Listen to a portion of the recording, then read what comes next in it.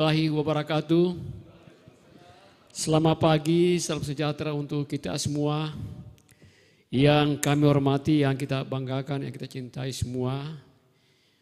Wakil Ketua Dewan Pendidikan Kota Makassar, Bunda Apiati. Yang kami hormati, para komisioner Dewan Pendidikan Kota Makassar. Yang hadir pada kesempatan ini ada Pak Prof, ada Pak Andi Saril, dan ada Pak Sulwan, dan para pengurus lain yang ada di belakang. Yang kami hormati Ibu narasumber, Dr. Andi Agusniati, MPD. Yang kami hormati para ketua komite dari jenjang SD sampai SMP, swasta dan negeri sekecamatan Taman Ria. Pertama-tama izinkan kami menyampaikan laporan pelaksanaan rapat koordinasi pada hari ini. Yang pertama, dasar pelaksanaan adalah program kerja Dewan Pendidikan Kota Makassar tahun anggaran 2023. Kemudian maksud dan tujuan pelaksanaan rapat koordinasi ini adalah untuk menyamakan persepsi bagaimana peranan komite di sekolah masing-masing, apa itu jenjang SD dan SMP. Kemudian peserta kita hadirkan, kita undang 50 komite dari jenjang SD, SMP, negeri dan swasta yang ada di Kecamatan Taman Ria. Dan alhamdulillah pada hari ini sudah lumayan hadir. Karena mungkin hari Sabtu, semoga sebentar teman-teman kita dari komite masih ada yang kita tunggu untuk hadir pada kesempatan ini. Kemudian tempat itu adalah Hotel Sarison. Dan insya Allah pelaksanaan tanggal 19, satu hari di hotel ini.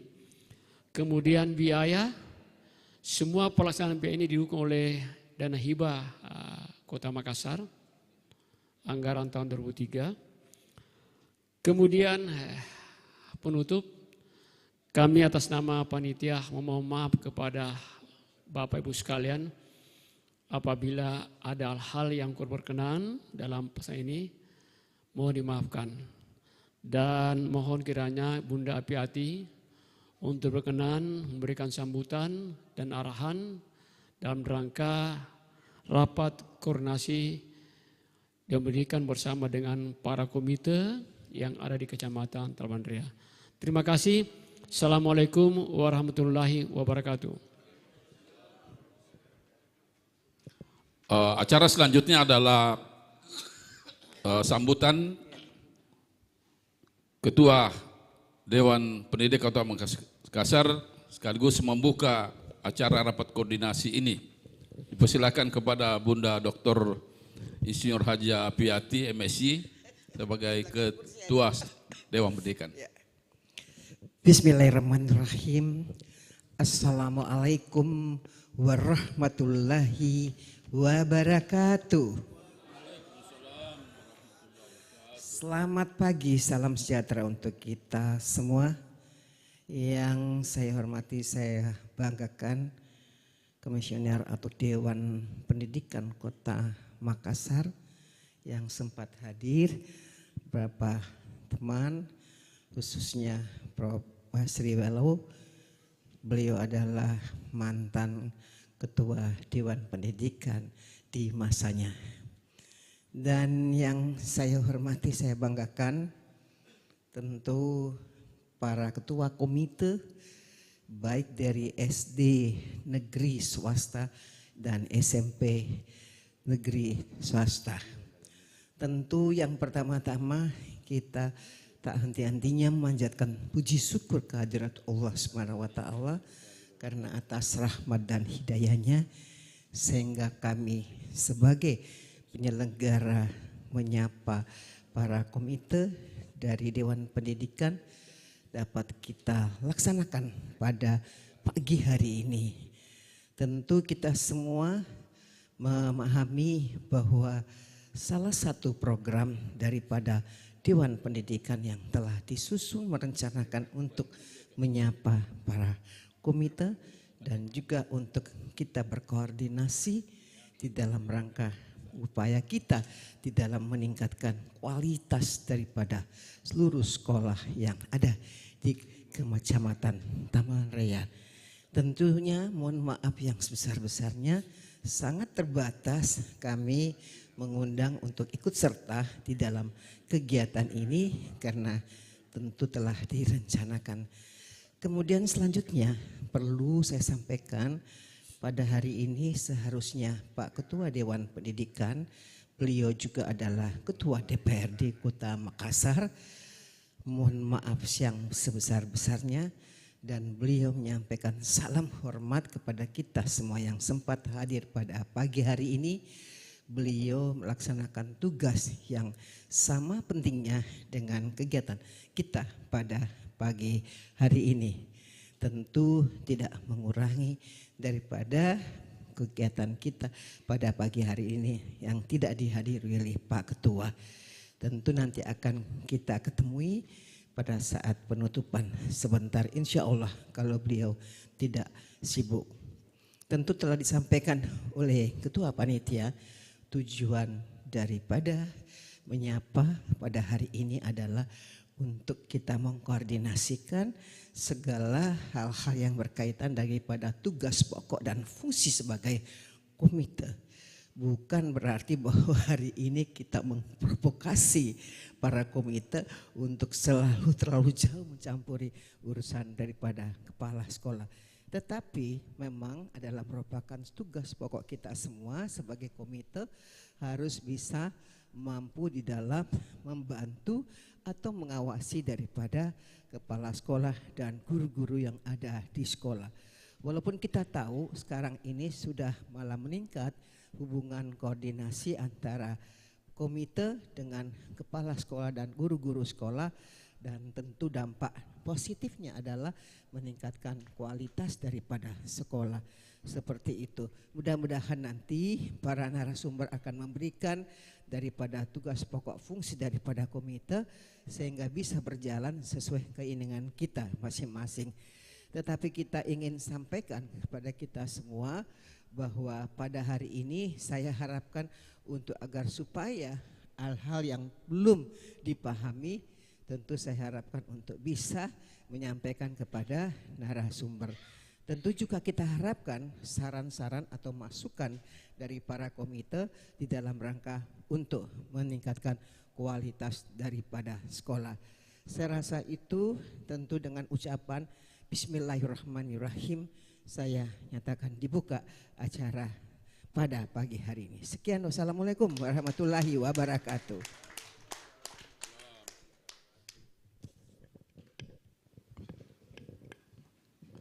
Ya, terima kasih pada Ibu Ketua Dewan Pendidikan Kota Makassar yang telah membuka acara kita pada hari ini, dan kita mengalih ke acara berikut yaitu penyampaian beberapa materi.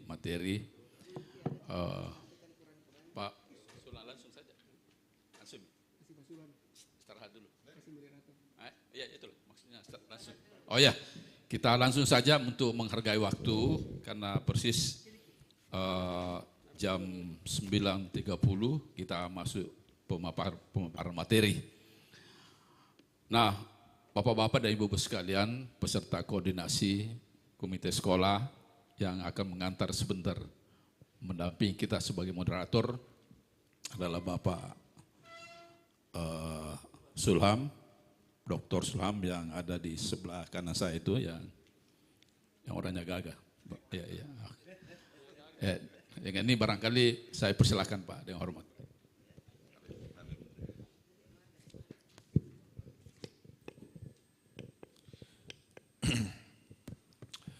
Assalamualaikum warahmatullahi wabarakatuh. Salam sejahtera untuk kita semua. Om Swastiastu, Namo Buddhaya, salam kebajikan. Selamat pagi Bapak Ibu sekalian. Hari ini kita akan berdiskusi dengan tema tentang peran dari komite sekolah.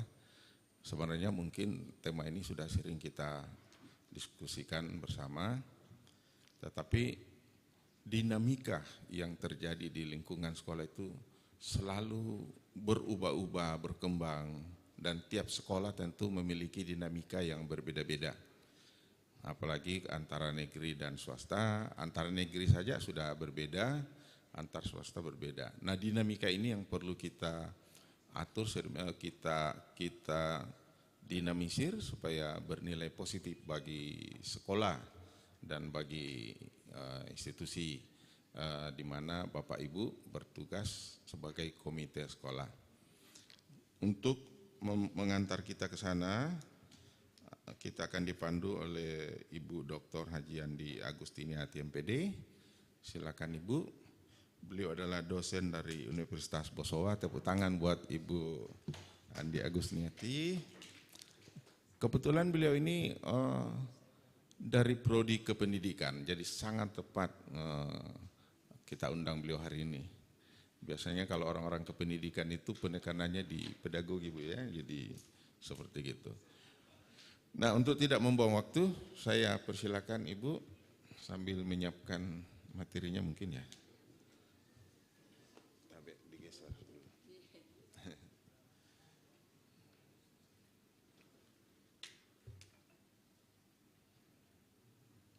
Belum di on. Minta tolong di. Udah on atau belum?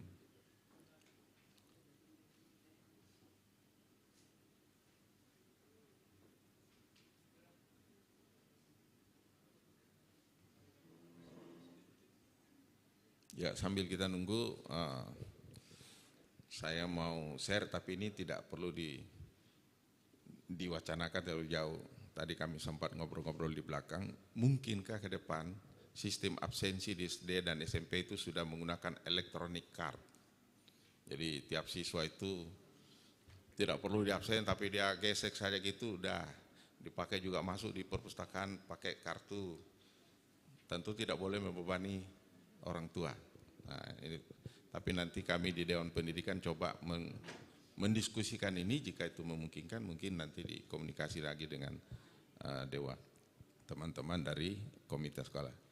Oke, sudah terbuka Ibu, ya silakan. Ini pakai ini aja Bu. Ini.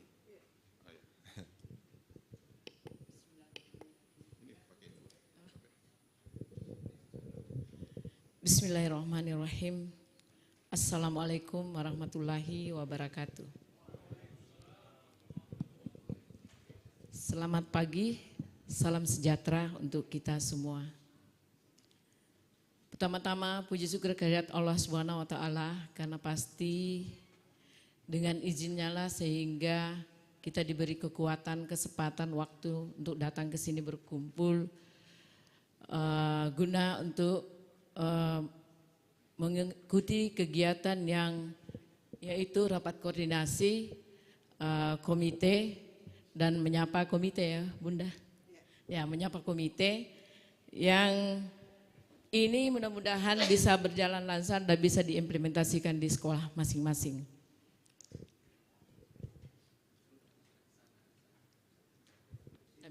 Salam dan salawat kepada junjungan Nabi besar Muhammad sallallahu alaihi wasallam yang telah mengantarkan kita dari alam gelap menjadi alam yang terang benderang seperti ini yang selama ini kita panuti untuk melaksanakan kehidupan sehari-hari. Yang terhormat Ibu Ketua Dewan Pendidikan, dalam hal ini Ibu Dr. Insinyur Haji Apiati Amin Sam, Bunda kita yang dari dulu kita kenal dan kita tahu sampai saat ini alhamdulillah sehat walafiat. Yang saya hormati guru saya Bapak Prof.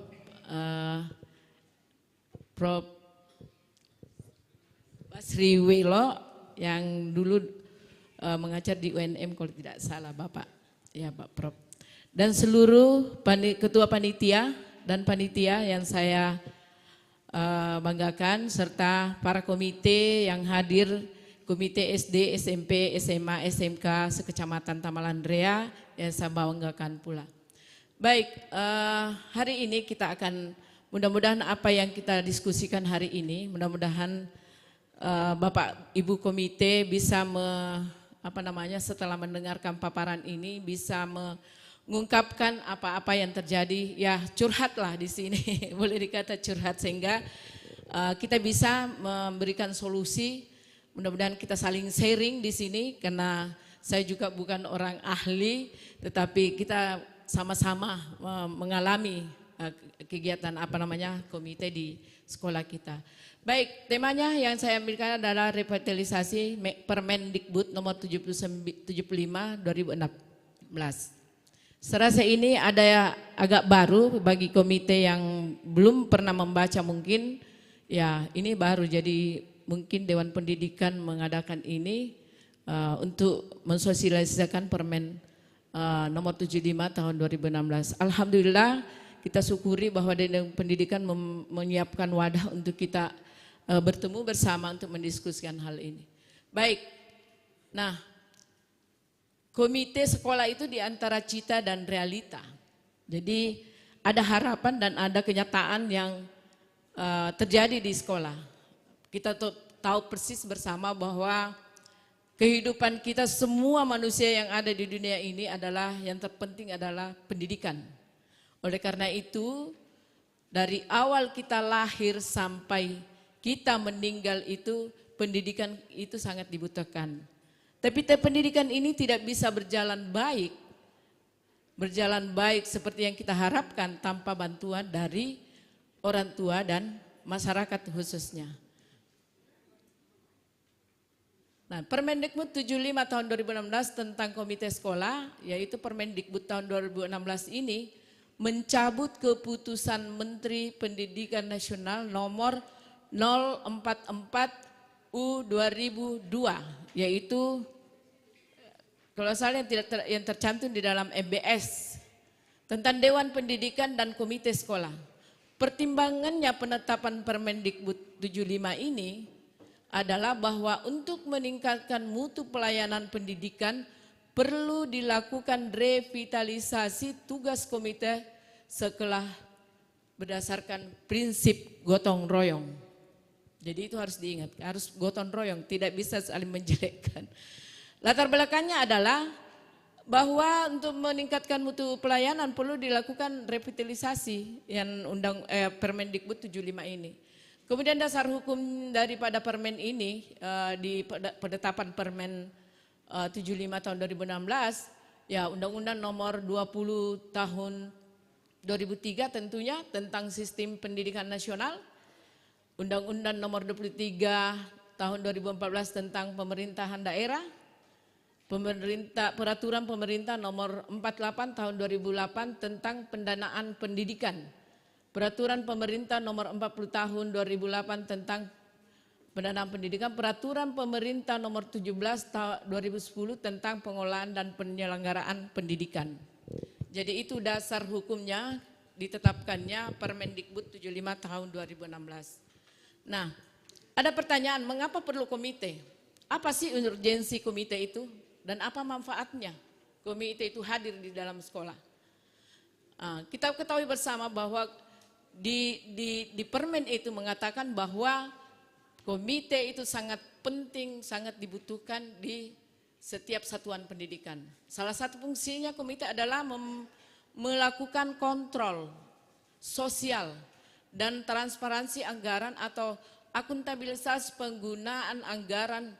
Jadi oleh karena itu komite harus ikut serta di dalam membuat RAPBS. Jadi kalau ada sekolah yang tidak melibatkan RAPBS mungkin karena repot atau apa, tetapi paling tidak setelah jadi RAPBS itu komite disosialisasikan kepada orang tua dan komite, perwakilan orang tua dan komite. Biasanya komite hadir dan setiap perwakilan kelas harus ada di situ untuk mensosialisasikan RAPBS yang belum jadi, baru draft. Sehingga bisa komite memberikan masukan-masukan apa yang penting dan apa yang perlu, kecuali komite itu tahu program-program yang ada di sekolah. Bagaimana memberi masukan di RAPBS kalau komite sendiri tidak tahu program apa yang ada di sekolah, masalah apa yang ada di sekolah. Berikut, komite itu peran dan tugasnya memberi pertimbangan. Jadi kapasitasnya ya memberi pertimbangan pada saat membuat RAPBS misalnya, memberi masukan dalam penentuan pelaksanaan kebijakan pendidikan. Juga sebagai pendukung, jadi mendukung baik yang berwujud finansial, baik pemikiran maupun tenaga dalam upaya memajukan sekolah secara bersama-sama. Agar bisa menjalankan perannya komite sekolah memiliki fungsi penyelenggaraan pendidikan yang bermutu. Jadi Bapak Ibu, kalau di sini mengatakan bahwa tidak harus finansial. Kalau misalnya sekolah-sekolah kecil tidak memiliki komitenya finansial, bisa tenaga, bisa pikiran dan sebagainya. Oleh karena itu biasa yang terjadi di lapangan ketika rapat komite, orang tua komite sendiri ogah dan orang tua yang diundang itu tidak datang karena pasti uang yang diminta. Image itu yang harus dihilangkan bahwa tidak ada apapun sumbangannya itu berupa uang atau berupa tidak harus uang, tetapi sarana prasarana pun, tenaga pun, mencet misalnya pagar atau apapun pemikiran-pemikiran yang kita bisa tuangkan kepada sekolah. Berikut, komite sekolah memiliki tugas mendorong orang tua dan masyarakat agar berpartisipasi.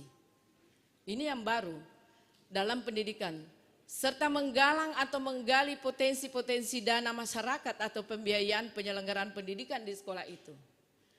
Apalagi sekarang dengan sonasi, ya tentu lebih mudah lagi untuk mendapatkan untuk menggali potensi yang ada di masyarakat. Karena yang dekat-dekat di sekolah itu ya para kita juga yang ada di sekolah, ya, ada di komite. Dulu biasanya orang luar, jadi kita sulit untuk menggali potensinya. Kemudian seperti misalnya kalau ada sekolah yang dekat hotel itu bisa digunakan CSR-nya untuk membantu sekolah. Kemudian keberadaan komite sekolah harus bertumpu pada landasan partisipasi masyarakat dan meningkatkan kualitas pelayanan dan hasil pendidikan di satuan pendidikan sekolah. Oleh karena itu, pembentukan komite sekolah harus memperhatikan pembagian para peran sesuai dengan posisi dan otonomi yang ada. Mari kita lihat segitiga kemitraan komite sekolah. Jadi komite sekolah itu punya 3 mitra yang utama, yaitu sekolah, keluarga, dan masyarakat. Jadi posisi komite di sekolah itu adalah mitra. Mitra, bukan atasan, bukan juga bawahan. Jangan sampai karena dikasih kebebasan komite masuk di sekolah, tapi dia mendikte kepala sekolah, itu juga tidak boleh. Sampai mencampuri urusan yang paling dalam sekolah itu tidak boleh juga. Tetapi kita hanya memberi motivasi, memberi pertimbangan dan sebagainya. Nah, kemitraan ini untuk membangun pendidikan yang kondusif, untuk membangun sekolah kondusif sehingga peserta didik kita yang ada di dalam sekolah itu nyaman, kebutuhannya terpenuhi, kemudian aman di dalam sekolah itu. Berikut. Nah, perubahan regulasi komite sekolah tahun Permendikbud 75, tugas komite sekolah adalah, karena Bunda tadi mengatakan tolong dipaparkan tugas komite, memberikan pertimbangan dalam penentuan dan pelaksanaan kebijakan pendidikan. Jadi selalu memberi pertimbangan. Kenapa? Tapi bagaimana caranya memberi pertimbangan kalau kita tidak tahu masalah yang ada dalam sekolah itu. Kemudian menggalang dana dan sumber pendidikan lainnya dari masyarakat, baik perorangan, jadi boleh bayar perorangan, organisasi, dunia usaha, dunia industri, maupun pemangku kepentingan lainnya melalui upaya kreatif dan inovatif. Yang terjadi sekarang, banyak sumbangan-sumbangan, bantuan-bantuan dari perusahaan-perusahaan CSR, tetapi itu inisiasi kepala sekolah sendiri, bukan inisiasi dari komite. Tapi sebagian sekolah yang sudah paham tentang bagaimana perannya di sekolah, komite itu memang sudah melakukan hal itu. Jadi dia yang menginisiasi untuk membantu sekolah apa yang harus dibuktikan. Karena itu komite harus tahu program apa yang ada di sekolah itu. Kalau kita tidak tahu Pak, Bu, ya susah untuk kita membantu, susah untuk kita memulai, membuat plan, membuat mensosialisasikan kepada orang tua sulit kalau kita tidak tahu programnya. Kemudian melanjuti keluhan, saran, kritik dan aspirasi dari peserta didik, orang tua, masyarakat dan lainnya. Biasanya jangan menginisiasi. Jadi komite ini benar-benar penengah di sekolah itu. Jangan sampai komite sendiri yang yang memprovokasi orang tua untuk menjelekkan kepala sekolah misalnya. Ada yang terjadi di Kamalandria kalau tidak salah, komitenya melapor ke Pak Wali dengan dinas pendidikan sehingga kepala sekolah itu dimutasi. Itu jangan sampai seperti itu karena ada namanya koordinasi, ada namanya pertimbangan, ada namanya komunikasi yang baik sehingga kita beri masukan-masukan kepada kepala sekolah itu. Berikut, siapa saja dan bagaimanakah unsur anggota komite sekolah? Jadi ada ketentuannya juga unsur yang menjadi anggota komite sekolah yaitu organisasi orang tua siswa yang masih aktif. Jadi yang masih aktif. Tentu yang mulai dari kelas 1 sampai kelas 6. Biasanya sekolah memilih karena komite itu masa jabatannya hanya maksimal 3 tahun. Biasanya dia pilih itu anak kelas 1 atau anak kelas 2, anak kelas 3 sampai 3 tahun ke depan. Itu biasanya. Jadi jangan memilih anggota komite kelas 6. Karena nanti kalau 3 tahun ya dia sudah hilang, tidak ada lagi di sekolah itu. Kemudian siapa yang dilarang atau tidak boleh menjadi anggota komite sekolah? Tidak dapat berasal dari unsur. Jadi pertama adalah pendidik dan tenaga. Jadi guru itu sendiri, warga sekolah itu sendiri, jadi tenaga dan tenaga pendidikan yang tidak boleh menjadi anggota komite. Yang kedua penyelenggara yang yang bersangkutan. Ketika pemerintah desa atau pemerintah lurah atau pemerintah yang ada di Kota Makassar ini itu tidak boleh ikut. Misalnya orang dinas dan sebagainya. Forum koordinasi pimpinan kecamatan, forum koordinasi pimpinan daerah, anggota dewan perwakilan daerah itu juga tidak boleh, dan pejabat pemerintah daerah yang membidangi pendidikan.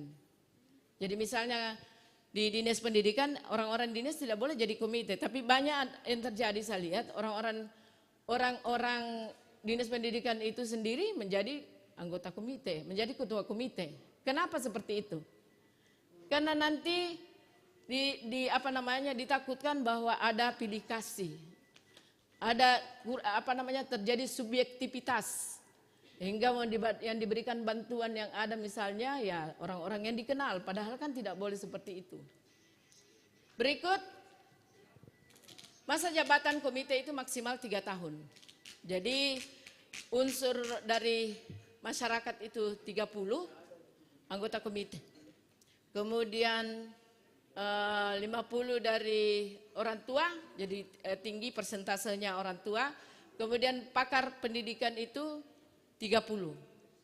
Jadi yang ideal di pasal 47 Permendikbud 75 itu adalah minimal 5 orang, maksimal 15 orang. Itu anggota komite. Kemudian komite juga harus memiliki skill rupanya. Salah satunya jika seorang ingin menjadi komite sekolah, maka ada beberapa hal yang perlu dimiliki skill atau kompetensi. Seorang komite sekolah harus benar-benar memiliki skill berikut ini agar tugas dan fungsinya terlaksana. Memiliki pengalaman yang cukup di dunia pendidikan. Kalau kita mengingat tadi, ya harus memang memiliki pengalaman di dunia pendidikan. Mempunyai komitmen atau waktu untuk mendukung seluruh kegiatan di sekolah. Tetapi di peraturan Permendikbud itu tidak ada dikatakan bahwa tidak boleh yang kerja. Boleh yang kerja tapi memiliki waktu. Ada kan hari Sabtu misalnya, hari Sabtu itu seperti ini, tidak ada kegiatan maksudnya tidak kerja, sehingga yang kerja itu boleh. Yang lebih baik lagi kalau pensiunan di bidang pendidikan itu yang punya pengalaman pendidikan boleh menjadi anggota atau ketua komite. Mampu berkomunikasi dengan baik, jadi dia memiliki interpersonal skill yang baik untuk bagaimana bersosialisasi dengan masyarakat dan orang tua dan masyarakat di sekitarnya. Harus dimiliki itu. Kompetensi skill people-nya itu harus ada seperti itu. Kemudian memiliki kemampuan untuk mengevaluasi kegiatan yang terjadi di sekolah. Kemarin waktu setiap tahunnya ada namanya rapat kerja dengan komite. Jadi rapat kerja itu di situ semua program dipaparkan yang berlalu. 4 tahun yang lalu kita paparkan programnya. Kemudian di situ berperan komite dan orang tua untuk mengevaluasi program-program mana yang jalan, mana yang tidak jalan, mana yang jalan dengan baik. Itu harus dievaluasi sehingga di situ kita membuat program baru untuk kedepannya yang jalan itu apakah masih bisa dijalankan lagi, apa kendalanya dan apa sehingga kenapa dia tidak jalan. Kemudian yang jalan itu apakah itu sudah baik atau sudah cukup atau sudah memang sudah menjadi habit kepada anak-anak yang kita sudah programkan itu, atau yang tidak jalan sama sekali, kenapa tidak jalan atau diganti saja programnya, tergantung dari kesepakatan antara orang tua, komite dan sekolah. Itu kemudian dibuat programnya, kemudian dibuatkan RAPBS. Itu dasar. Jadi program itu dasar untuk membuat itu apa yang kita mau biayai, program mana yang prioritas, program mana yang prioritas untuk kita utamakan untuk kita lakukan mencarikan dana. Apakah ada di dana BOS, karena dana BOS tidak bisa semua mengakomodir program-program, karena di dana BOS itu terbatas. Ada presentasenya bahwa kalau misalnya sarana prasarana berapa persen yang harus digunakan untuk sarana prasarana. Seperti misalnya gaji guru honor itu hanya 50% yang bisa digunakan, maksimal 50%. Dan yang lain-lainnya. Jadi kalau kita untuk membenahi sekolah dengan cepat, dengan ya perlu bertahap. Kalau dana BOS yang digunakan perlu bertahap. Tahun depan lagi 3 tahun yang akan datang, misalnya menyiapkan LCD. Tidak mungkin bisa sekaligus dibelikan LCD berapa kelas, 6 kelas dibelikan LCD, tidak mungkin. Itu pasti bertahap. Nah, untuk mengakomodir supaya semua kelas memiliki LCD untuk mengefektifkan pembelajaran, ya tentu perlu bantuan-bantuan dari Bapak Ibu. Oke. Kemudian siapa yang menetapkan komite sekolah? Yang membuat SK-nya adalah kepala sekolah. Kepala sekolah yang bersangkutan. Kemudian komite sekolah melakukan penggalangan dana dan sumber daya pendidikan lainnya untuk melakukan fungsinya dan memberikan dukungan tenaga, sarana dan prasarana seperti tadi. Bukan pungutan, jadi harus dibedakan sumbangan dengan pungutan. Ada sumbangan pendidikan. Sumbangan pendidikan itu biar 1 miliar kita kumpulkan, asal jangan ditentukan jumlahnya, jangan ditentukan waktunya, karena itu pungli. Kalau pungutan itu yang seperti itu. Wajib untuk membayar setiap bulannya dan harus misalnya 100.000 per orang, itu namanya pungli, pungutan itu. Itu yang dicari-cari oleh LSM. Tetapi kalau kita menggalang dana sesuai dengan aturan ada dalam permen ini, tentu kita terlindungi, pasti. Kemudian pungutan pendidikan, penarikan uang oleh sekolah kepada peserta didik itu tidak boleh juga. Orang tua wali dan bersifat wajib mengikat serta jumlah dan jangka waktu pemungutannya ditentukan. Itu yang saya katakan tadi. Jadi hasil penggalangan dana komite selalu dibukukan pada rekening bersama antara komite sekolah dan sekolah. Jadi harus ada rekeningnya. Tidak bisa ada yang bendahara pegang tanpa ada rekening. Karena setiap sumbangan biasanya kalau mau transparansi dan akuntabel, itu biasanya orang yang menyumbang itu langsung ke rekening. Tidak boleh lagi melalui bendahara dan tidak. Tapi nanti ada mau dipakai untuk digunakan, itu ada yang bertanda tangan bendahara, komite dan kepala sekolah. Supaya tidak ada saling mencurigai. Dan itu yang benar, transparansi dan akuntabel. Kemudian hasil penggalangan dana komite selalu dapat digunakan antara lain untuk menutupi kekurangan biaya satuan pendidikan. Itu yang saya katakan tadi. Dana BOS tidak bisa mengcover semua biaya yang ada di sekolah yang kita butuhkan dengan cepat. Karena biasanya kalau mau kita ratakan misalnya menyediakan LCD di kelas, itu masa yang ini bertahun-tahun, 3 tahun lagi baru kelas ini dapat, 3 tahun lagi baru kelas ini dapat.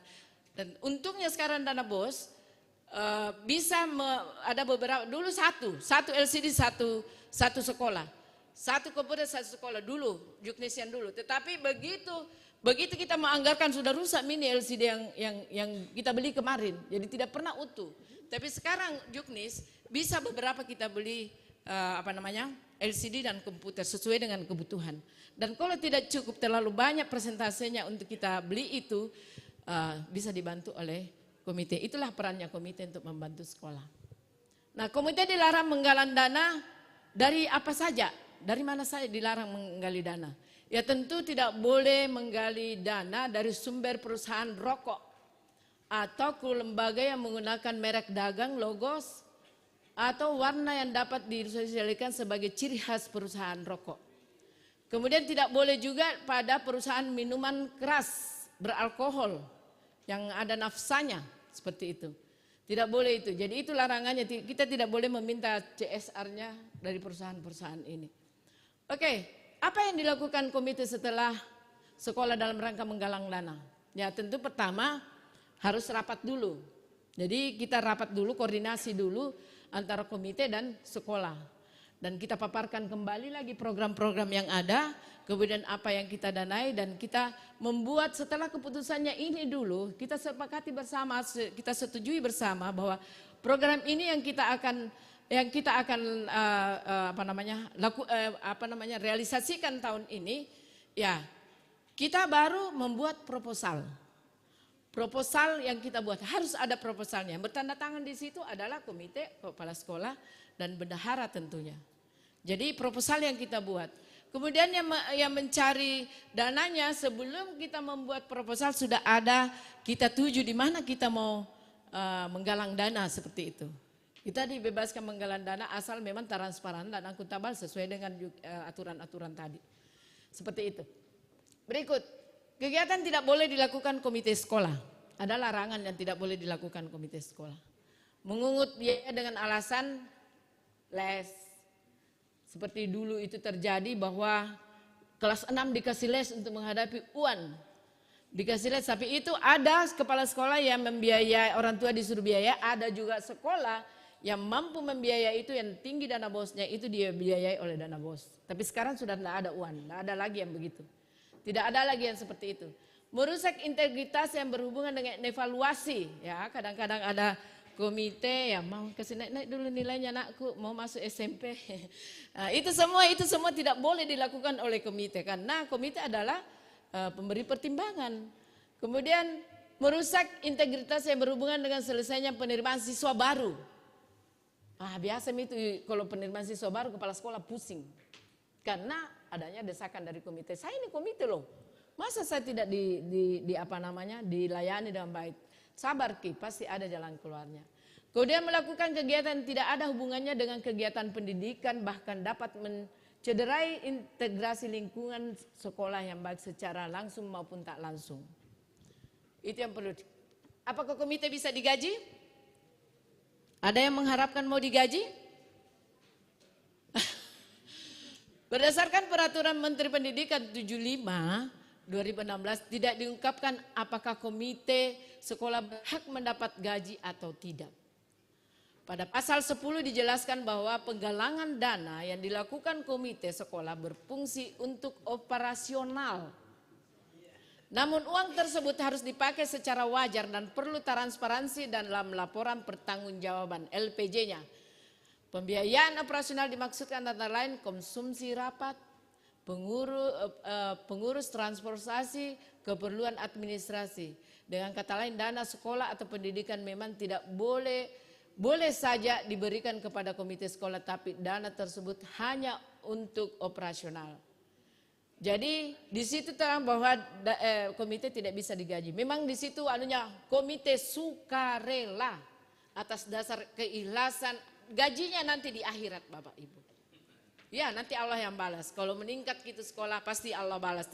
Allah tidak pernah berbohong dan tidak pernah dan maha melihat. Baik, bagaimana opini masyarakat sekaitan dengan komite sekolah? Ya harapan idealnya, kita ingin harapan idealnya, Dewan Pendidikan ingin harapan idealnya, tetapi realitanya seperti apa? Kemudian kurangnya partisipasi komite dalam peningkatan mutu pendidikan. Tidak memiliki ide dan peran apa-apa. Ini bukan saya yang bilang Bapak Ibu. Ini hasil penelitian yang saya ambil, kemudian saya sampaikan kepada Bapak Ibu. Benar atau tidaknya tergantung dari Bapak Ibu. Wah, saya tidak begitu karena saya sudah laksanakan itu. Seperti itu. Kemudian selama ini peran komite sebagai stempel dan eksekutor. Jadi biasanya itu kepala sekolah kalau sudah selesai RAPBS-nya sudah dibawa, Pak, di mana Ki Pak mau tanda tangan RAPBS karena dinas sudah minta. Nah, tapi dibawakan. Begitu atau begitu, Pak? Pilih Ki, begitu atau begitu? Seperti itu. Jarang melakukan rapat rutin. Harusnya komite memang itu selalu rapat untuk mengevaluasi kegiatan pendidikan di sekolah dan melihat program-program yang kita sudah rencanakan bersama dan dievaluasi apakah jalan atau tidak.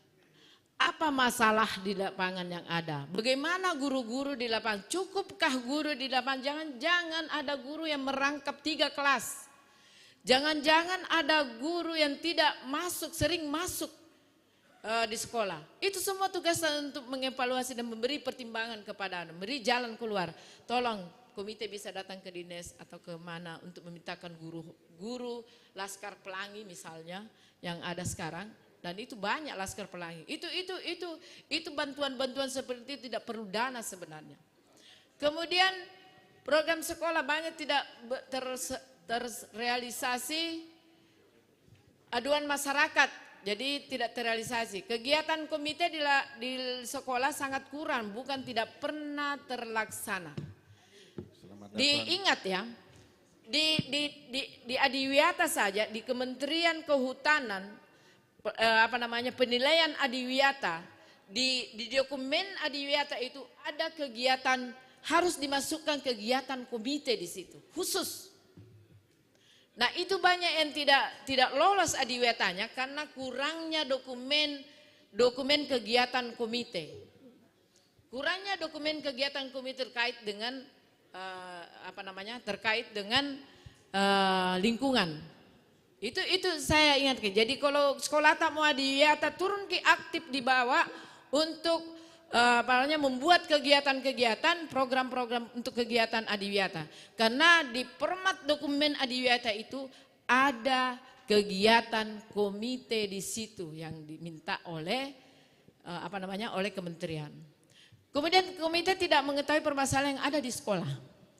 Tapi jangan juga dikasih kesempatan untuk mengetahui permasalahan di sekolah, kita campur sampai ke dalam. Sampai kita campuri dan sebagainya. Kita cukup tahu dan memberi pertimbangan dan saran kepada kepala sekolah. Kalau kepala sekolah tidak mendengar, ada Pak Kadis untuk mendengar itu. Aduan masyarakat belum terkoordinasi dengan baik. Komite sekolah di berbagai tempat berbeda-beda, tentu berbeda-beda. Ada yang jalan, ada yang maksimal, ada yang sudah baik, dan ada.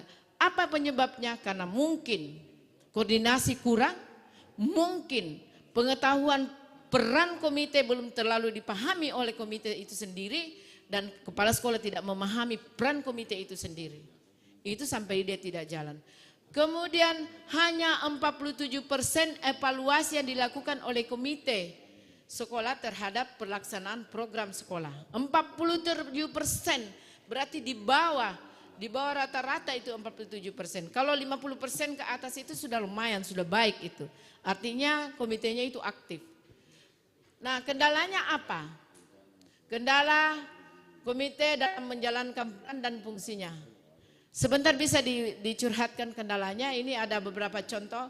Banyak orang tua tidak bersedia menjadi pengurus tokoh masyarakat pendidikan yang ada pun sangat terbatas.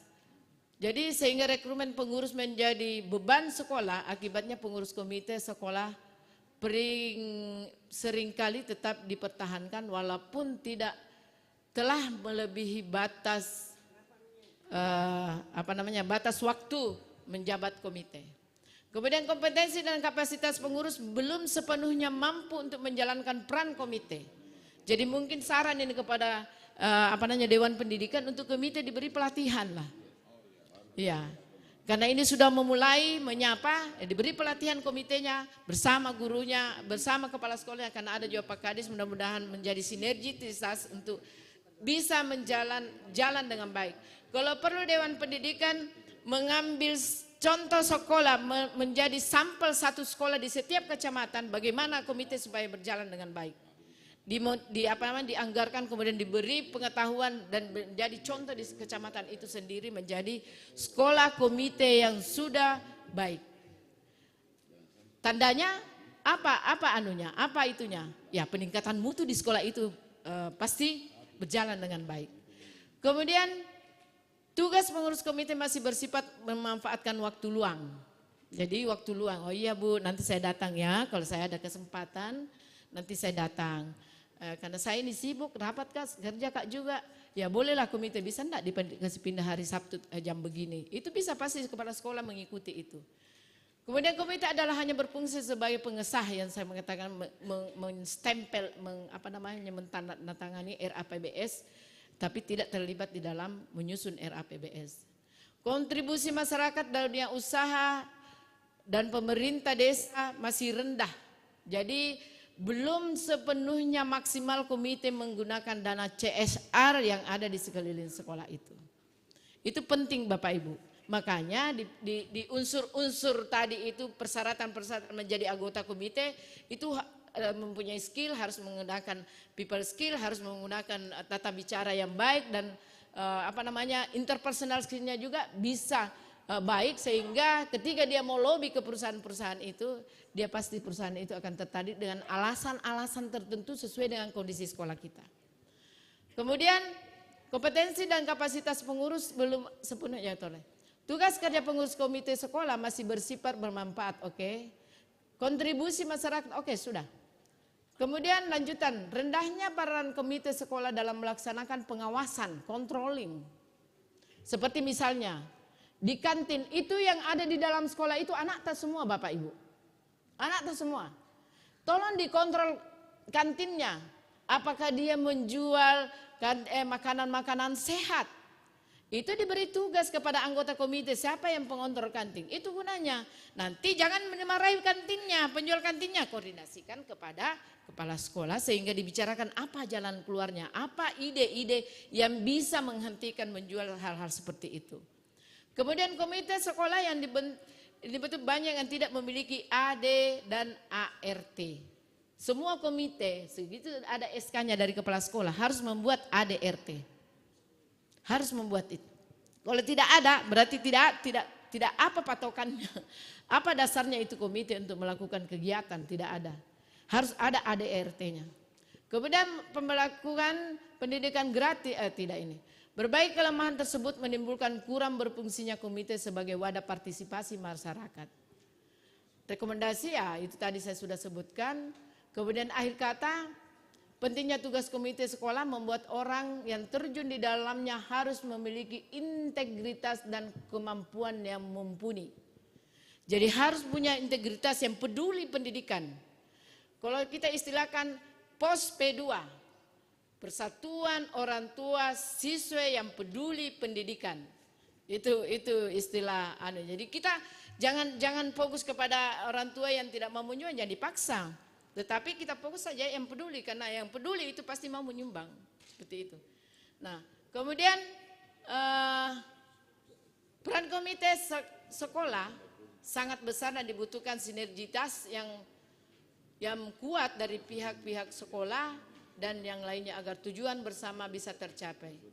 Komite sekolah adalah sebuah lembaga mandiri. Kita mandiri Bapak Ibu di lingkungan sekolah yang ikut berperan dan meningkatkan mutu pendidikan di sekolah.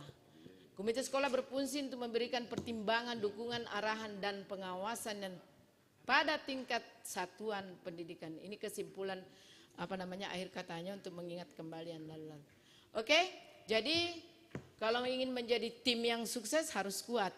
Selalu bersama, bersinergi, harmoni, kemudian selalu berkomunikasi dengan baik. Setiap ada masalah, tidak ada bisa bahwa saya jago, kepala sekolah jago, orang tua siswa jago, tetapi semua mitra. Mitra itu kita bekerja sama dengan baik, mendengarkan pendapat komite, mendengarkan pendapat kepala sekolah, mendengarkan pendapat orang tua, baru kita pikir baik-baik bersama. Sehingga kita cari jalan keluar yang bijaksana. Nah, ini yang paling penting Bapak Ibu. Di Irian Cendrawasih, cukup sekian, terima kasih banyak. Wabillahi taufiq wal hidayah, wassalamualaikum warahmatullahi wabarakatuh. Ya.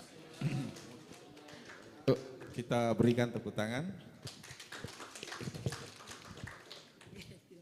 Baik, Bapak Ibu, sebelum kita masuk di babak diskusi, di hadapan kita ada Bapak Kepala Dinas Pendidikan, ada Wakil Ketua Dewan Pendidikan juga Ibu Yeni Rahman dari Komisi D DPR RI, sama dengan Bunda Dr. Rapiati.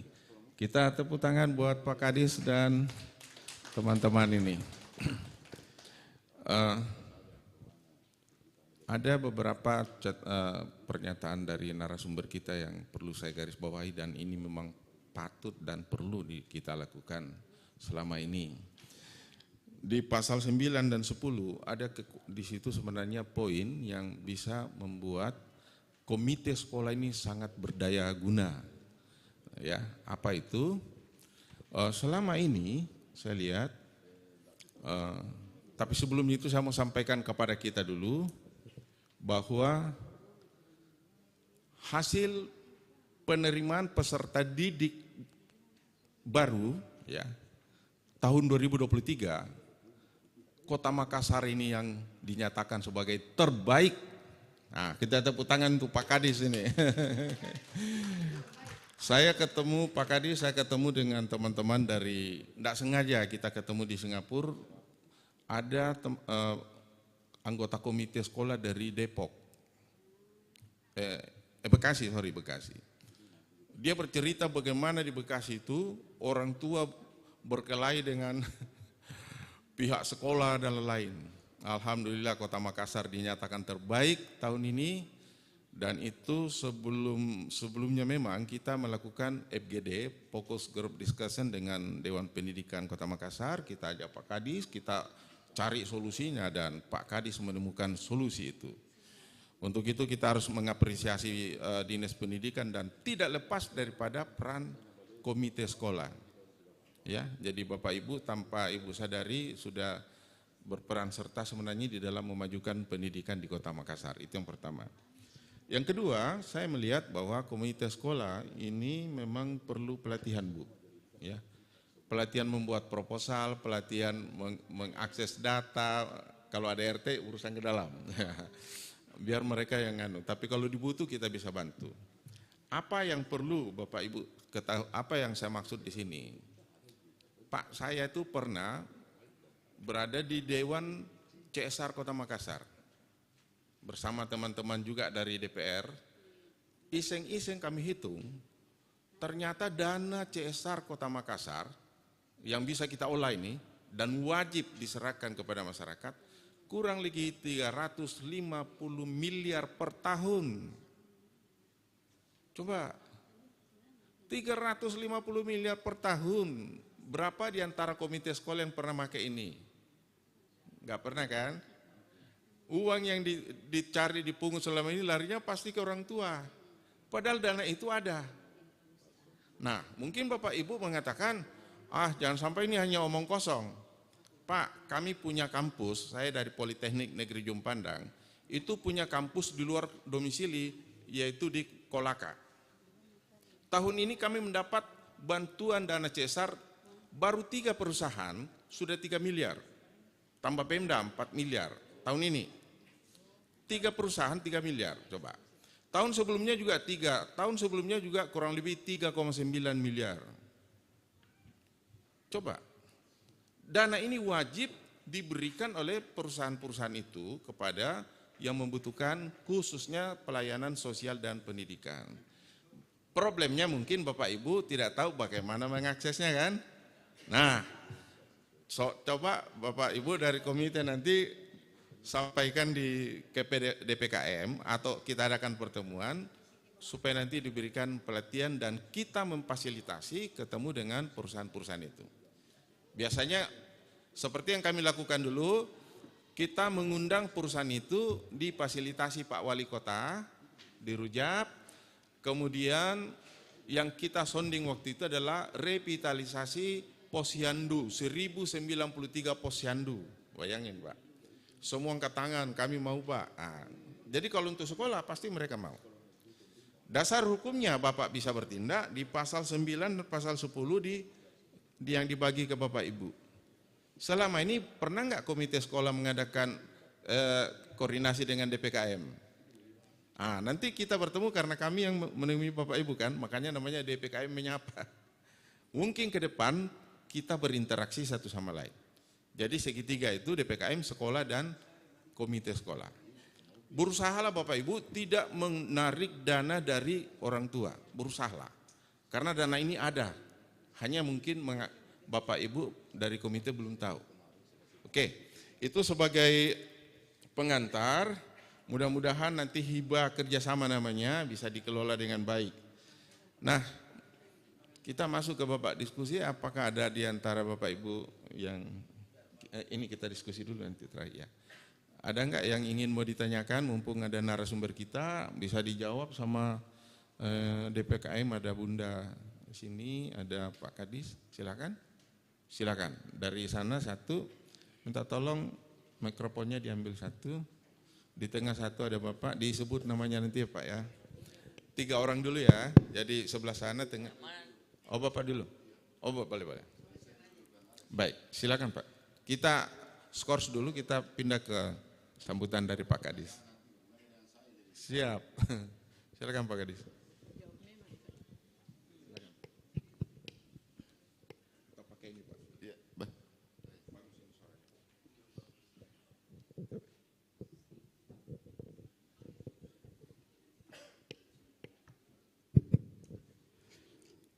Bismillahirrahmanirrahim. Assalamualaikum warahmatullahi wabarakatuh. Selamat pagi, salam sejahtera untuk kita semua. Yang kita hormati, yang tentunya saya banggakan, Ketua Dewan Pendidikan atau dalam hal ini diwakili oleh Bunda saya, Bunda Afiati, dan insya Allah karena beliau sekaligus juga anggota DPRD Kota Makassar dan selaku mitra kami juga dari partai fraksi Golkar. Ya, kita doakan beliau mudah-mudahan dengan langkah selanjutnya tetap kembali menjadi anggota DPRD Kota Makassar. Dan seluruh pengurus Dewan Pendidikan, ada Prof. Basriwelo, ada Pak Mahmud, dan seluruh teman-teman pengurus yang saya tidak bisa sebut satu persatu, narasumber, moderator, dan yang saya hormati tentu para seluruh komite. Ya, mudah-mudahan karena saya kalau berhadapan, saya bilang kayaknya belum lengkap ini. Seluruh komite Tamalandria. Kalau saya hitungi dengan jumlah sekolah aku, berarti masih banyak komite yang belum datang. Oh 50 jamiah on the OS, dan tak maaf kalau begitu.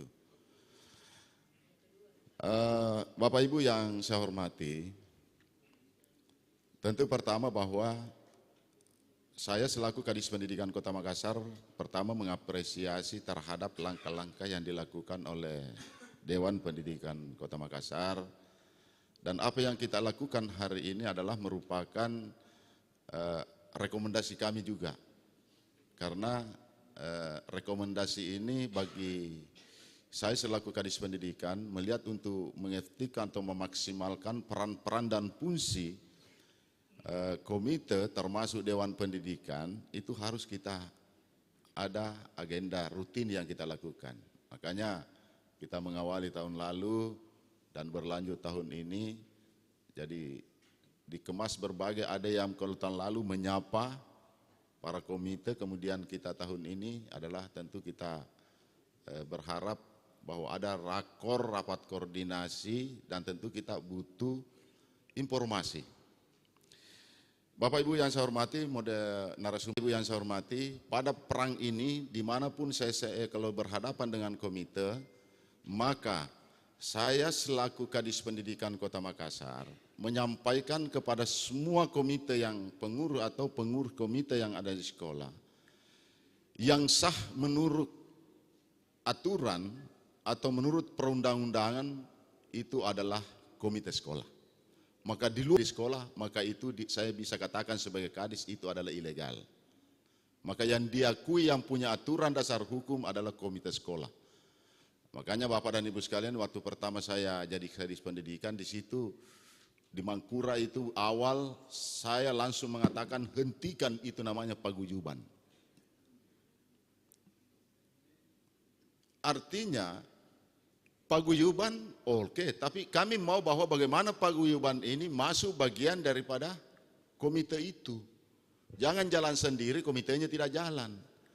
Dicampuri komitenya dibilang mauku karena saya punya orang tua, anakku sendiri, kan tidak begitu. Yang kita pikirkan bagaimana sekolah itu pengembangan sekolah secara keseluruhan. Bukan memikirkan hanya kepentingan karena ada anaknya mau-maunya karena saya sendiri. Itu yang tidak boleh, itu namanya ego. Nah inilah perang-perang komite sekolah. Kita berharap bagaimana nanti semua komite sekolah ini merangkul. Terus sampai hari ini masih ada banyak saya tegur. Kalau ada yang saya tegur, saya bilang saya langsung katakan bahwa paguyuban itu ilegal. Dan sekarang tanyakan mana berdasar hukumnya, payung hukumnya. Nah kalau itu mau diproses dalam ini, tentu itu kan menjadi boleh dikatakan walaupun ada tujuannya, tetapi saya bisa katakan itu adalah merupakan pungutan liar karena ada iuran yang bersambung setiap bulan. Nah ini yang sering ribut. Dan disinilah sering juga terjadi persaingan antara kecemburuan karena di dalam grup sekolah itu untuk orang tua terkadang ada kebijakan, ada satu maunya begini. Tapi kan tidak melihat bahwa tidak semua kondisi ekonominya sama. Inilah yang terjadi bullying, inilah terjadi persaingan. Akhirnya antara orang tua berbuat, akhirnya nanti itu terjadi bullying di sekolah. Kenapa? Biasanya kan ini tidak mau tolong banyak anunya, tidak mau juga menyumbang. Kan mungkin orang tidak mampu. Nah anak ini selalu dengar anak nanti ini jadi larinya ke anak. Nah inilah pendidikan yang tidak sesungguhnya kita harapkan Bapak dan Ibu sekalian. Ini banyak hal persoalan-persoalan pendidikan berdiri dulu Bunda. Nah, ya, saya berdiri dulu supaya jelas kelihatan kadis pendidikan. Tidak materi kalau saya. Jadi begini Bapak dan Ibu sekalian, saya selalu menyampaikan inilah yang persoalan yang muncul. Maka saya keluarkan statement seperti itu dan saya keluarkan pernyataan itu adalah ilegal. Alhamdulillah kan tingkat ini agak kurang. Banyak Bapak dan Ibu sekalian. Oleh karena itu perang-perang komite kami harapkan, dan untuk Tamala Andrea, saya ingatkan semua sudah saya sampaikan seluruh kepala sekolah. Bahwa kalau berdasarkan aturan kan masa kerjanya 1 tahun. Ya. Untuk yang namanya kompleks kan yang aturannya itu bahwa satu sekolah satu komite. Kalau satu kompleks, nah satu di komitenya mungkin lebih bagus. Biar dulu itu berjalan. Karena insya Allah rencana kami ke depan semua namanya yang kompleks sekolah SD itu ada rencana kami untuk menjadikan satu manajemen. Karena itulah juga persoalan pendidikan yang kami hadapi. Kenapa kualitas yang tidak bagus? Kenapa sekolah? Karena terjadi warna-warni Pak. Warna-warni, bayangkan kalau di dalam satu di lapangannya, selapangan itu di kebersamaan baru warna-warni di dalam. Lengki ini kadang terjadi provokasi. Saya rasakan di PPDB. Orang tua kenapa alasannya di sini? Karena ada mungkin yang provokasi di sini bagus, akhirnya ada satu sekolah di dalam tidak ada isinya. Makanya kemarin itu saya sudah wanti-wanti yang sudah sesuai dorong ke tempat lain. Jadi ada orang tua telepon saya, Pak Kadis saya maunya di sini. Saya bilang Pak, saya tanya itu contohnya menginsidi. Menginsidi kemarin selesai penerimaan, bayangkan kodong itu biar itu impresnya satu kelas belum cukup baru mau diterima 3 kelas. Kenapa sih maunya semua menginsidi satu? Jadi saya tanya orang tua, Pak, itu mengisi di satu dengan impres, kalau lewat pintu masuk itu, lewat di mana? Dia bilang di situ Ji juga satu pintu Ji. Nah satu di lapangan. Nah inilah juga pertimbangan bagaimana mau kualitas pendidikan bagus, bagaimana mau proses pendidikan bagus kalau ini kami tidak lakukan. Harus satu manajemen. Harus satu manajemen. Dan salah, kalau itu sudah satu manajemen tidak perlu banyak manajemen tapi ribut. Nah kalau satu manajemen, satu komitenya nanti enak pengembangan sekolahnya. Peran komite saya perlu juga luruskan bahwa dalam hal, memang komite itu ada peran pengembangan tapi harus mengetahui. Jadi boleh kalau Pak Andi Agus mengatakan tadi sampai begini, kalau saya begini. Pokoknya peran dalam hal penyusunan, program, menyusun arkas, komite seharusnya terlibat. Karena kenapa? Kenapa? Karena tidak mungkin semua dana BOS mampu untuk, itu kan hanya lengan dasar. Nah mungkin ada program prioritas yang baik untuk siswa, pengembangan kompetensi atau minat bakat anak itu, ada baik untuk itu, tetapi membutuhkan setelah disusun anggaran di RKAS ya, ini anggaran, tentu di situ nanti kalau terbuka kan komite juga tahu bahwa ternyata dana BOS tidak cukup untuk itu. Nah di sini perannya juga komite, sampaikan orang tua ada program prioritas, ada untuk anak-anak kita, itulah yang kita harus susun. Artinya jelas programnya. Pernah saya dulu waktu masih di Dinas Pendidikan, masih sekretaris, waktu pemilihan ketua komite di SMP 6 saya datang. Semua di situ kan orang-orang hebat semua, ada teman-teman dari akademisi atau apa. Saya sampaikan kepada sekolah, berapa jumlah dana BOSmu, paparkan. Sekali waktu masih ada kelas akselerasi dulu, masih ada kelas-kelas ini. Tentu kan sebagai dulu masih ada istilah kelas internasional, ya. Itu dulu kalau semua ini mau dipacu, maka tidak cukup. Maka disinilah perang-perang. Alhamdulillah jalan dengan baik. Maka orang tua karena butuh keterbukaan dan jelas programnya. Itu kan sesungguhnya perang-perang. Makanya saya sudah wanti-wanti juga kepala sekolah sebagai evaluasi kinerja. Saya mohon maaf, saya buka-bukaan sebagai kadis pendidikan.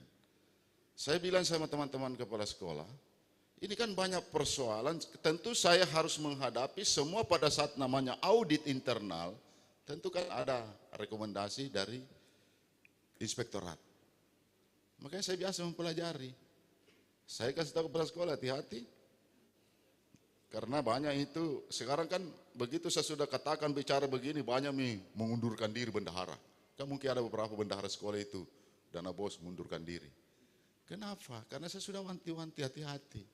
Ini masuk dalam dana BOS itu adalah jangan mikir terlalu jauh, ini sudah ranah masuk di AVH. Itu sudah terkonek dan dipantau. Jadi jangan coba macam-macam. Makanya budaya-budaya itu saya hilangkan Bapak Ibu sekalian. Iya, saya terus terang. Saya hilangkan budaya itu. Bagaimana dana BOS itu habis di sekolah dan bermanfaat untuk anak dan bermanfaat untuk guru. Makanya dalam kebijakan kami itu dalam hal bukan dulu sarana tetap menjadi perhatian, tetapi yang menjadi fokus kami adalah dua, PBM-nya dengan prosesnya itu berarti kan untuk anak-anak didik. Yang kedua adalah mutu gurunya, karena percuma Pak cantik semungkin bintang seperti hotel bintang 5 tapi kalau mutu gurunya tidak bagus, prosesnya tidak bagus, bagaimana mau bagus kualitas pendidikan? Itu yang saya progres. Makanya Bapak dan Ibu sekalian, anak-anak sekarang itu banyak sekali kesibukannya di sekolah. Karena eskul itu harus jalan. Maka bakat, target kita ada program prioritas Pak Wali yang sudah masuk dalam RPJM. Revolusi pendidikan, ada 18 revolusi pendidikan semua harus sekolah. Itu kan sejalan dengan undang-undang. Bahwa setiap warga negara berhak mendapatkan pendidikan, makanya itu Pak tidak ada. Makanya saya bilang masyarakat tidak usah panik. Karena kami berikan semua ruang untuk bersekolah, apakah di negeri atau swasta. Saya bisa. Jadi tidak mau ribut seperti apa nanya, karena ada dasarnya. Revolusi pendidikan semua harus sekolah itu adalah tanggung jawab pemerintah. Itu yang tertuang programnya Pak Wali. 18 revolusi pendidikan itu tadi. Bagaimana saya bisa menentukan satu anak, satu bakat, satu ini termasuk sekolah adiwiyata tadi yang disampaikan. Saya sudah sampaikan kepada Bapak dan Ibu sekalian. Adiwiyata itu bukan saya selalu sampaikan ke sekolah. Mohon maaf kalau itu tadi kriteria yang disampaikan memang perang, karena makanya pendidikan formal, informal itu perlu kita sinergi bersama. Itulah kurikulum Merdeka. Artinya informalnya adalah bagaimana pendidikan keluarga, keterlibatan orang tua kita sama-sama. Pendidikan kurikulum yang ada di sekolah itu kita sama-sama, supaya ini berkesinambungan. Jangan sampai pemerintah kota dalam 18 revolusi pendidikan, kita ada program sekolah 10 tahun. Tentu pemerintah ini mau melihat bagaimana nanti pendidikan karakter, pendidikan akhlak anak-anak kita diri, begitu keluar nanti SMP, sudah akhlaknya bagus, karakternya bagus. Dan makanya Pak Wali membuat itu wajib 1 tahun, ada Perwali 51 tahun 2021 tentang penyelenggaraan FAUD 1 tahun. Itulah program sekolah 10 tahun. Ini. Oleh karena itu Bapak Ibu yang saya hormati, termasuk juga itu bahwa kita tidak semua saudara-saudara kita mampu, karena kami juga melihat persoalan yang ada di bawah. Walaupun yang penting ada komitmen pemerintah. Kalau di visi program Pak Wali, di situ pemberian beasiswa anak lorong berprestasi. Maka kami kembangkan sebagai Kadis Pendidikan, tentu tidak mungkin mengatasi kalau berprestasi, oke, pasti nih. Tapi memang anak-anak yang bukan siapa-siapa itu luar biasa. Makanya yang kami berikan beasiswa adalah prestasi. Prestasi. Prestasinya seperti apa? Bakatnya anak, Pak. Satu anak, satu bakat. Apakah dia bakat olahraga, bakat seni, bakat maksudnya akademiknya. Itu, semua kita kasih. Makanya kemarin itu lomba-lomba semua yang dilakukan tingkat ini sudah pasti itu bahwa dia berhak untuk mendapatkan, karena itulah penghargaan. Itulah kriteria saya. Anak-anak kalau ada lomba-lomba, ada kegiatan yang dilakukan, bakatnya anak itu, termasuk agama. Bahkan saya minta ini sertifikat-sertifikat termasuk PPDB kemarin Bapak, itu kebijakan tersendiri saya. Pokoknya karena ada program Pak Wali perkuatan keimanan umat. Artinya di sini ada juga dinas pendidikan sebagai leading, kan kalau kita di situ ada FKUB semua agama. Tetapi kami fokus terhadap pendidikannya, makanya pendidikan karakter, pendidikan akhlak. Maka saya selaku Kadis Pendidikan untuk semua agama saya buat edaran. Kalau kita melihat perkuatan supaya jangan terlalu terfokus orang kalau perkuatan keimanan umat kawasan santri. Kawasan santri nanti diidentik dengan pondok pesantren. Sehingga saya sebagai Kadis Pendidikan membuat surat edaran semua. Bahwa bagaimana menjadikan semua sekolah menjadi kawasan santri. Yang kedua, tentu di situ berbeda agama. Maka dalam perbedaan saya minta semua guru-guru agama membuat suatu inovasi. Kalau di Islam, maka buatlah tahfiz Al-Quran. Salah satu program di situ sekolah ada tahfiz.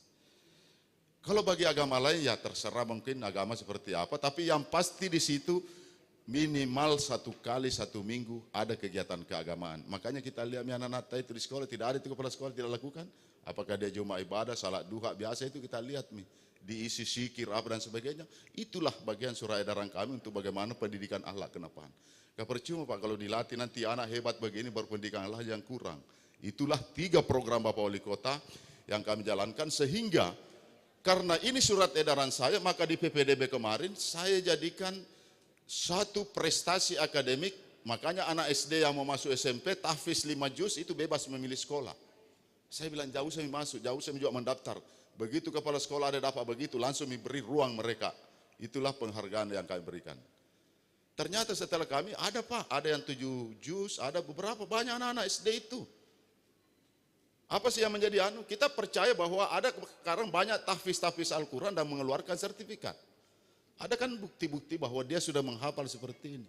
Artinya kalau semua sekolah ada penghafal Al-Qurannya, ada ahli-ahli inunya, nah inilah kita menjadikan motivasi, ada terbentuk. Akhirnya anak-anak nanti itu menjadi suatu edukasi bagi mereka. Dan bahkan saya minta semua kepala sekolah, jangankan 5 juz, begitu ada sertifikat sudah 1 juz dia hafal, ambil ke itu anak, karena ini yang kita mau kembangkan.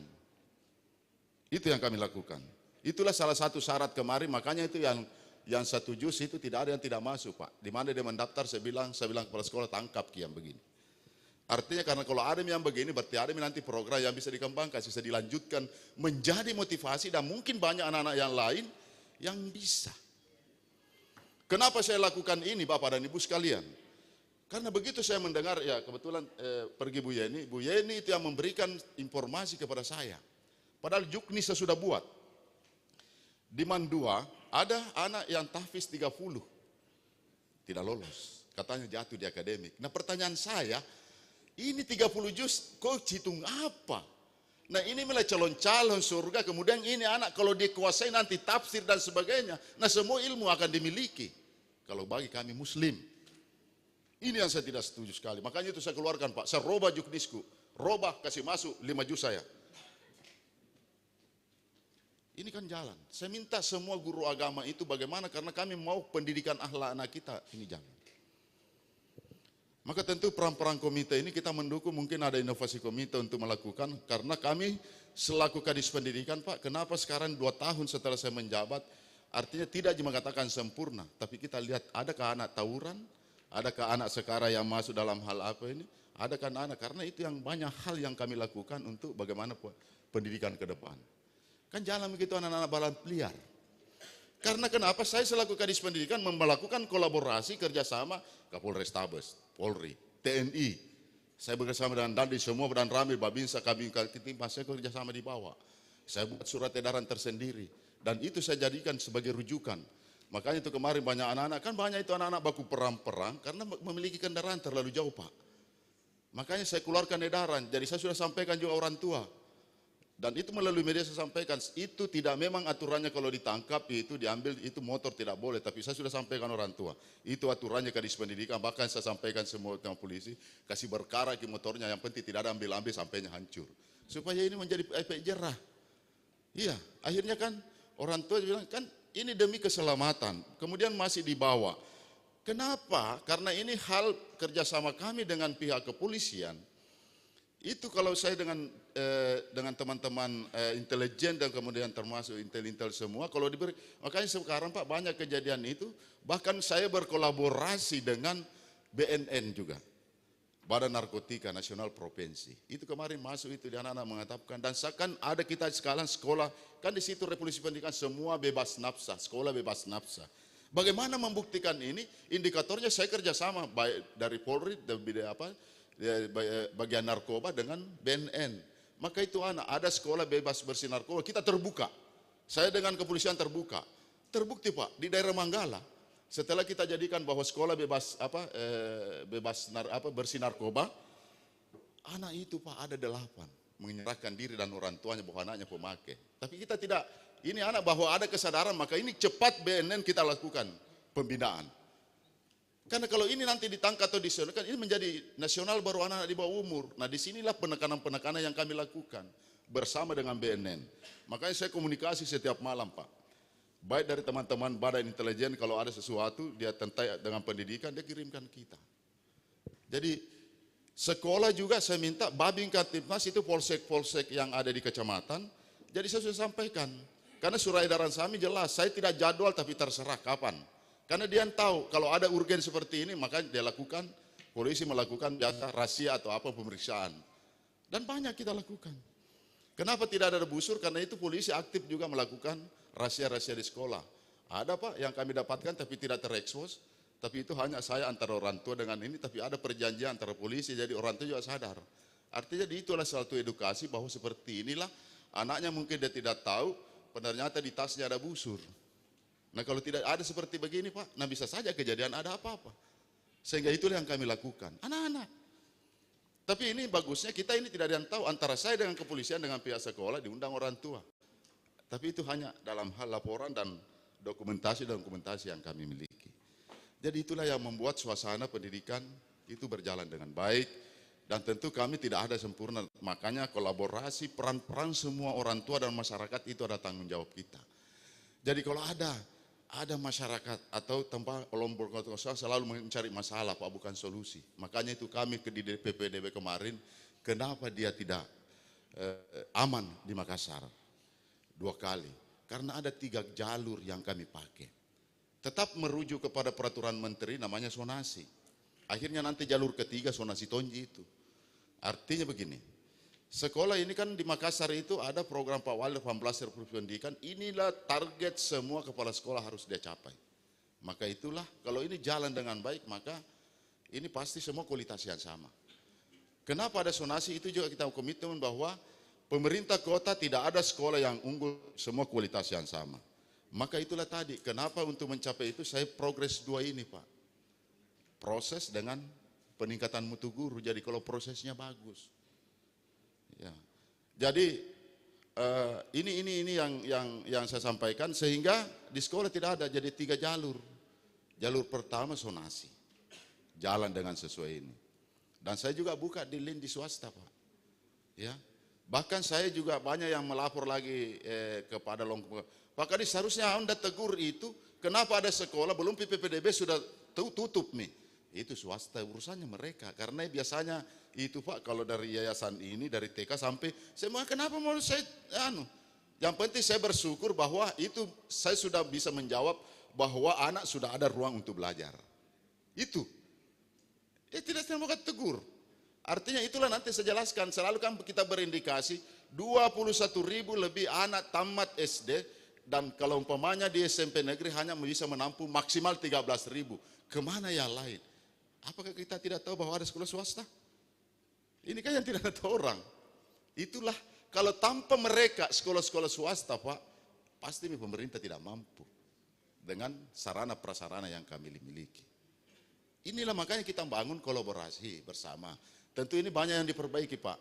Tentu ini tidak sempurna, tapi ke depan kita harus berkomitmen memperbaiki ini. Pelan-pelan, alhamdulillah teman-teman, kalau ada swasta, biasa juga, kenapa saya ini pakai di sana, kenapa ini dia bisa? Maksudnya dia, mulai dari TK itu tidak mau pindah-pindah. Makanya buat juga seperti itu. Kami inginkan bahwa inilah peran-peran sekolah swasta, bagaimana menarik teman-teman masyarakat itu, anak-anak, kan begitu. Utamanya sekarang sekolah-sekolah Islam terpadu luar biasa Pak. Mohon maaf, itu yang luar biasa sekali, tren sekarang itu. Makanya saya juga mengadopsi di situ untuk apa jauh-jauh, apa yang dilakukan teman-teman, baik yang ada di sekolah, penyelenggaranya di sekolah swasta. Sebenarnya itu di sekolah swasta Pak, kalau bicara kita tentang kurikulum merdeka sudah dilakukan. Karena dulu itu walaupun mengikuti dia bikin tonji kurikulumnya. Nah, itulah sesungguhnya yang baru terjadi sekarang. Artinya sekolah swasta itu yang bagus, dia sudah lakukan namanya cita-citanya Ki Hajar Dewantara. Itu yang dilakukan. Makanya kenapa pada saat kemarin tes untuk calon guru penggerak. Guru penggerak saya guru swasta yang banyak. Guru penggerak saya lebih besar daripada yang PNS Pak. Guru-guru yayasan yang paling banyak itu, makanya sekolah penggerak kami kemarin lebih dominan juga swasta. Karena sejalan, itu tadi.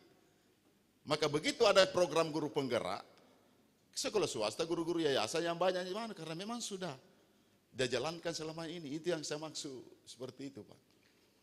Makanya sekarang kalau bicara kualitas, makanya kami selaku Kadis Pendidikan tidak pernah berbicara persoalan pendidikan bukan negeri dan swasta. Tapi bagaimana mutu anak didik kita untuk semua secara keseluruhan. Itu yang kami dukung. Oleh karena itu Bapak dan Ibu sekalian, peran-peran komite kami sangat harapkan. Peran-peran komite mungkin di sini juga peran komite untuk bagaimana nanti bisa melihat, karena kasihan juga itu kepala-kepala sekolah. Bagian juga pendidikan pengelolaan di bawah. Terlalu banyaknya lembaga kontrol sosial, mungkin komite perlu berpikir bagaimana saya peranku komite, biar saya yang hadapi ini yang begini. Karena banyak tong sese itu Pak. Sese kepala sekolah. Bahwa baru tidak jelas, di Sutomi ada kemarin melapor lagi, Pak bagaimanakah saya ini, nada sakat terus, baru minta begini, baru dia suruh bilang tulis, dia ditawari, kalau kita media, tawarkan di sini mediata, tulis beritaku, baru saya kasih masuk, bayar, kan ada anunya media, tapi tidak ada toh, mau saja bilang tidak begini-begini. Nah inilah mungkin peran-peran komite, termasuk hal-hal yang begini, kontrol-kontrol begini, mungkin peran komite saya titip kepada kita. Karena inilah juga yang banyak keluhan-keluhan teman. Jadi insya Allah begitu saya Kadis Pendidikan, saya minta sama kepala sekolah tidak usah, saya tidak mau tahu tidak ada kepala sekolah di situ duduk. Pokoknya ada di tempat. Kalau ada di sekolah kecuali ada dinas luar. Sekarang tidak ada yang lari-lari Pak. Saya bilang hadapi saja. Apalagi kalau kontrol namanya kontrol sosial itu terkait dengan ini. Karena begini Pak, Bapak dan Ibu sekalian.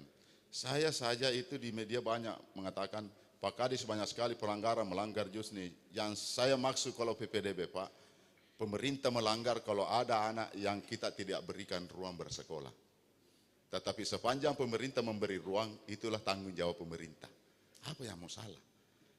Juknis itu adalah aturan saja, petunjuk pelaksanaan untuk melaksanakan. Kalau tidak ada juknis, bagaimana cara kita mengatur, menata? Tidak mungkin nih. Itu hanya JUSNI.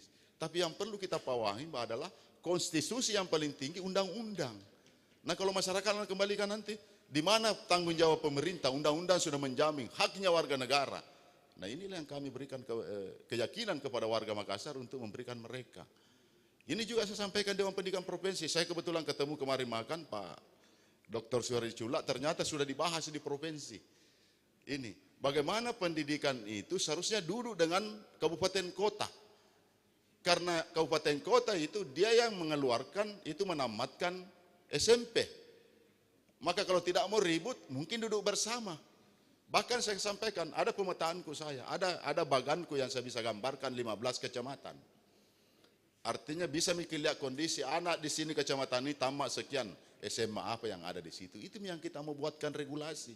Kalau terjadi seperti ini, kita apa yang kita lakukan. Dan tentu saya sebagai Kadis Pendidikan bukan hanya berbicara di sini, karena ini adalah bicara pemerintah, tentu pemerintah pusat. Semua kebijakan yang kami ambil, sebelum kami melakukan, saya persentase dulu Pak. Menyurat ke kementerian, ke dirjen, misalnya Disden Dikdasmen itu, saya menyampaikan kebijakan-kebijakan supaya tidak mempengaruhi SPM. Itu. Jadi langkah-langkah yang kami lakukan bukan jangka panjang, tapi jangka pendek untuk mengatasi, karena kalau kami tidak lakukan ini, maka ini terjadi. Itu yang saya sampaikan. Makanya itu jalur kedua, non-sonasi itu ada afirmasi. Afirmasi kan termasuk disabilitas bagi orang-orang yang tidak ini. Ketiga prestasi itu tadi, akademik dan non-akademik. Yang ketiga tentunya perpindahan orang tua. Itu jalan. Jalur yang ketiga apa Pak Kadis? Saya bilang jalur solusi. Jadi sonasi, non-sonasi, jalur solusi. Bagaimana modelnya jalur solusi? Saya bilang jelas, tidak ada lagi mendaftar. Cuma sisa pergi saja mendaftar bagi yang tidak lolos ke sekolahnya. Karena ada dasarku Pak. Saya suruh masyarakat kecuali sekolah-sekolah tertentu. Seperti SMP Nanjama ke sana. Di mana kita tinggal seperti Minasaupa. Ada SMP 21. SMP 21 itu saya mau terima 9. Kemarin waktu ini baru 3 Pak. Selesai sonasi masih ada 4. Jadi yang tidak tertampung masih ratusan ke sana Maki. Ataukah ada sekolah swasta dekat Anuta silahkan. Sama juga kemarin SMP 26. SMP 26 dia bilang sama saya, Pak, wah tidak sedikit ya nuku, tidak sampai kalau tidak salah 4 Ji. Padahal disiapkan 9. Tidak bisa kah juga karena cepat Ki ada sekolah swasta Pak Patahudin, di situ memang di mobilnya sekolah SMP 99 gratis. Jadi pokoknya di mobilnya itu benernya, makanya lari semua ke sana orang Pak. Lari ke sana, saya juga tidak bisa menarik itu. Saya kasih Pak Patahudin sebagai kepala swasta, input cepat masuk di Dapodik supaya tidak ada bisa lari-lari. Input cepat. Kan kalau diinput di Dapodik, makanya saya kasih tahu kepala sekolah swasta, kalau ada yang mendaftar, jangan kau lagi biarkan input cepat masuk di Dapodik. Begitu masuk di Dapodik, Pak, tidak bisa pindah jalur perpindahan mami, tidak bisa kau tarik. Karena pasti bermasalah kalau kau pergi sekolah di sana, ada datanya di sana, pasti Pak. Tidak ketemu bermasalah nanti ke depan. Ini juga langkah-langkah yang kami lakukan supaya terjadi pemerataan. Saya juga tidak ada diskriminasi terhadap sekolah-sekolah swasta. Itu. Jadi ini Bapak dan Ibu sekalian tentang itu jalur solusi.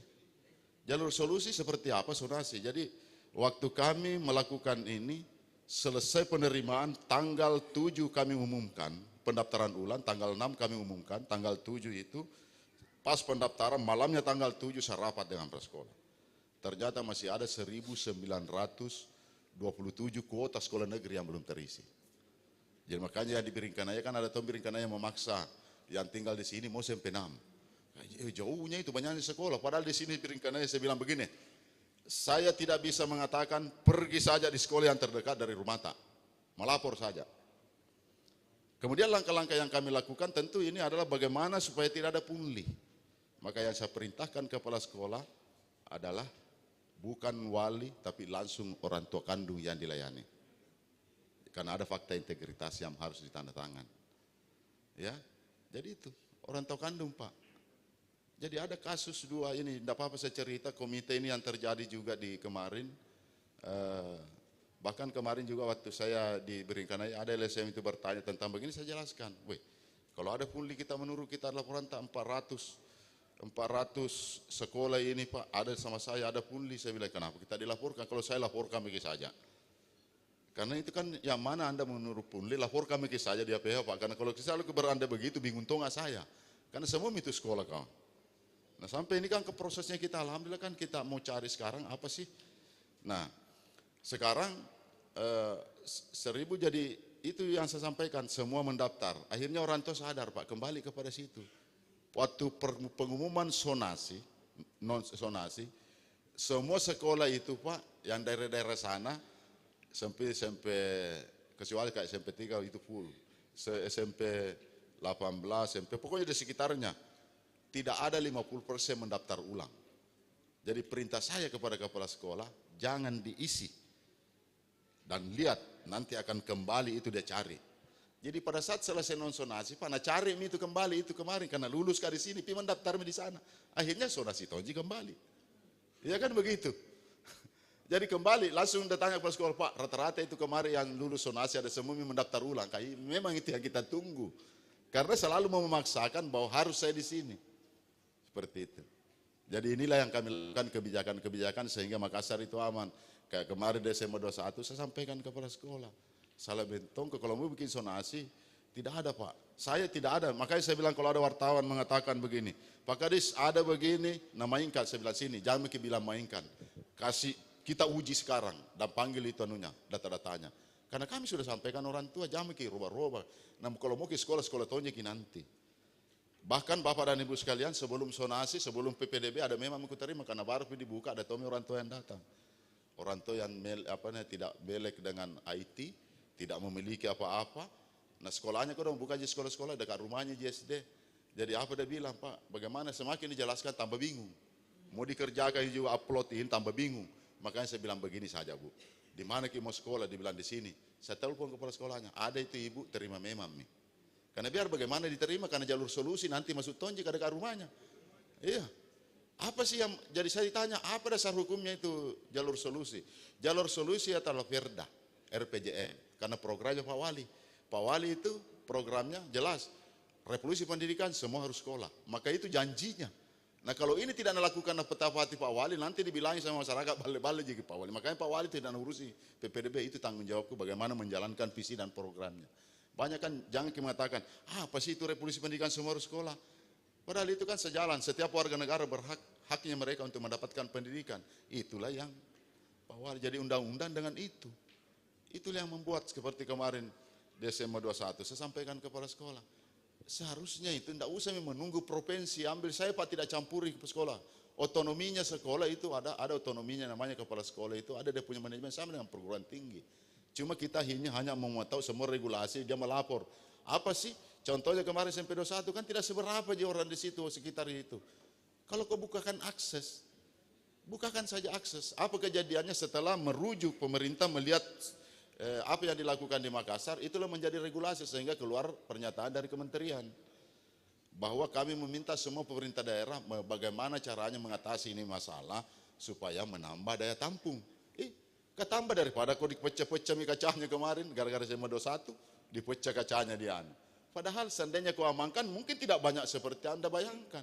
Kenapa sih kalau memang di situ berikan ruang masyarakat. Kalau ada yang mengatakan pelanggaran suruh lapor mungkin. Karena justru melanggar kalau anak ini tidak sekolah. Melanggar pasti terjadi putus sekolah. Saya lagi setengah mati Pak. Karena sekarang ada 4.000 ini mau kuselesaikan anak yang putus sekolah yang ada di Dapodik. Tentu saya mau bagaimana, apakah dia pendidikan kesetaraan atau bisa saya kembalikan kalau umpamanya belum 1 tahun atau baru 1 tahun terlambat bisa saya kembalikan ke sekolah. Tapi kalau sudah lewat yang seperti ini pasti pakai C pendidikan kesetaraan. Ini yang saya harus lakukan, sudah ada by name by address terhadap saya.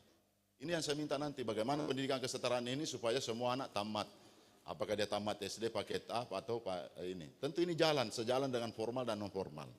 Ini yang kami harus lakukan melihat persoalan-persoalan pendidikan yang ada di Kota Makassar. Demikian yang saya ingin sampaikan kepada kita semua. Tentu harapan kami tanpa peran komite setiap sekolah maka kami tidak bisa apa-apa. Itu yang saya bicarakan. Makanya kita harus kolaborasi ke depan. Insya Allah tentu yang dalam hal apa yang kita rencanakan tidak ada yang sempurna. Pasti juga baik itu biasa ada yang mengatakan menilai tidak baik. Tergantung cara memandangnya mereka. Yang paling penting saya selalu katakan bagaimana nawaitu kita untuk memajukan pendidikan di Kota Makassar. Demikian terima kasih. Wabillahi taufiq wal hidayah. Assalamualaikum warahmatullahi wabarakatuh. Silakan Pak. Ya silakan. Langsung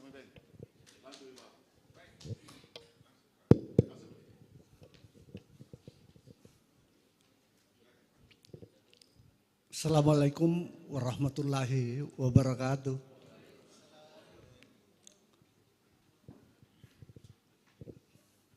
Saya perkenalkan diri.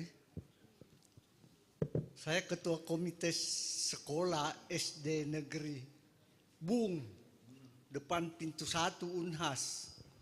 Kebetulan rumah saya juga tetangga Kak di situ. Saya sudah 30 tahun jadi Ketua Komite Sekolah, Pak. Tidak diganti-ganti. Saya baru lihat, ini juga baru terima, sudah 30 tahun baru lihat peraturan nomor 75 tahun 2016. Baru saya terima ini.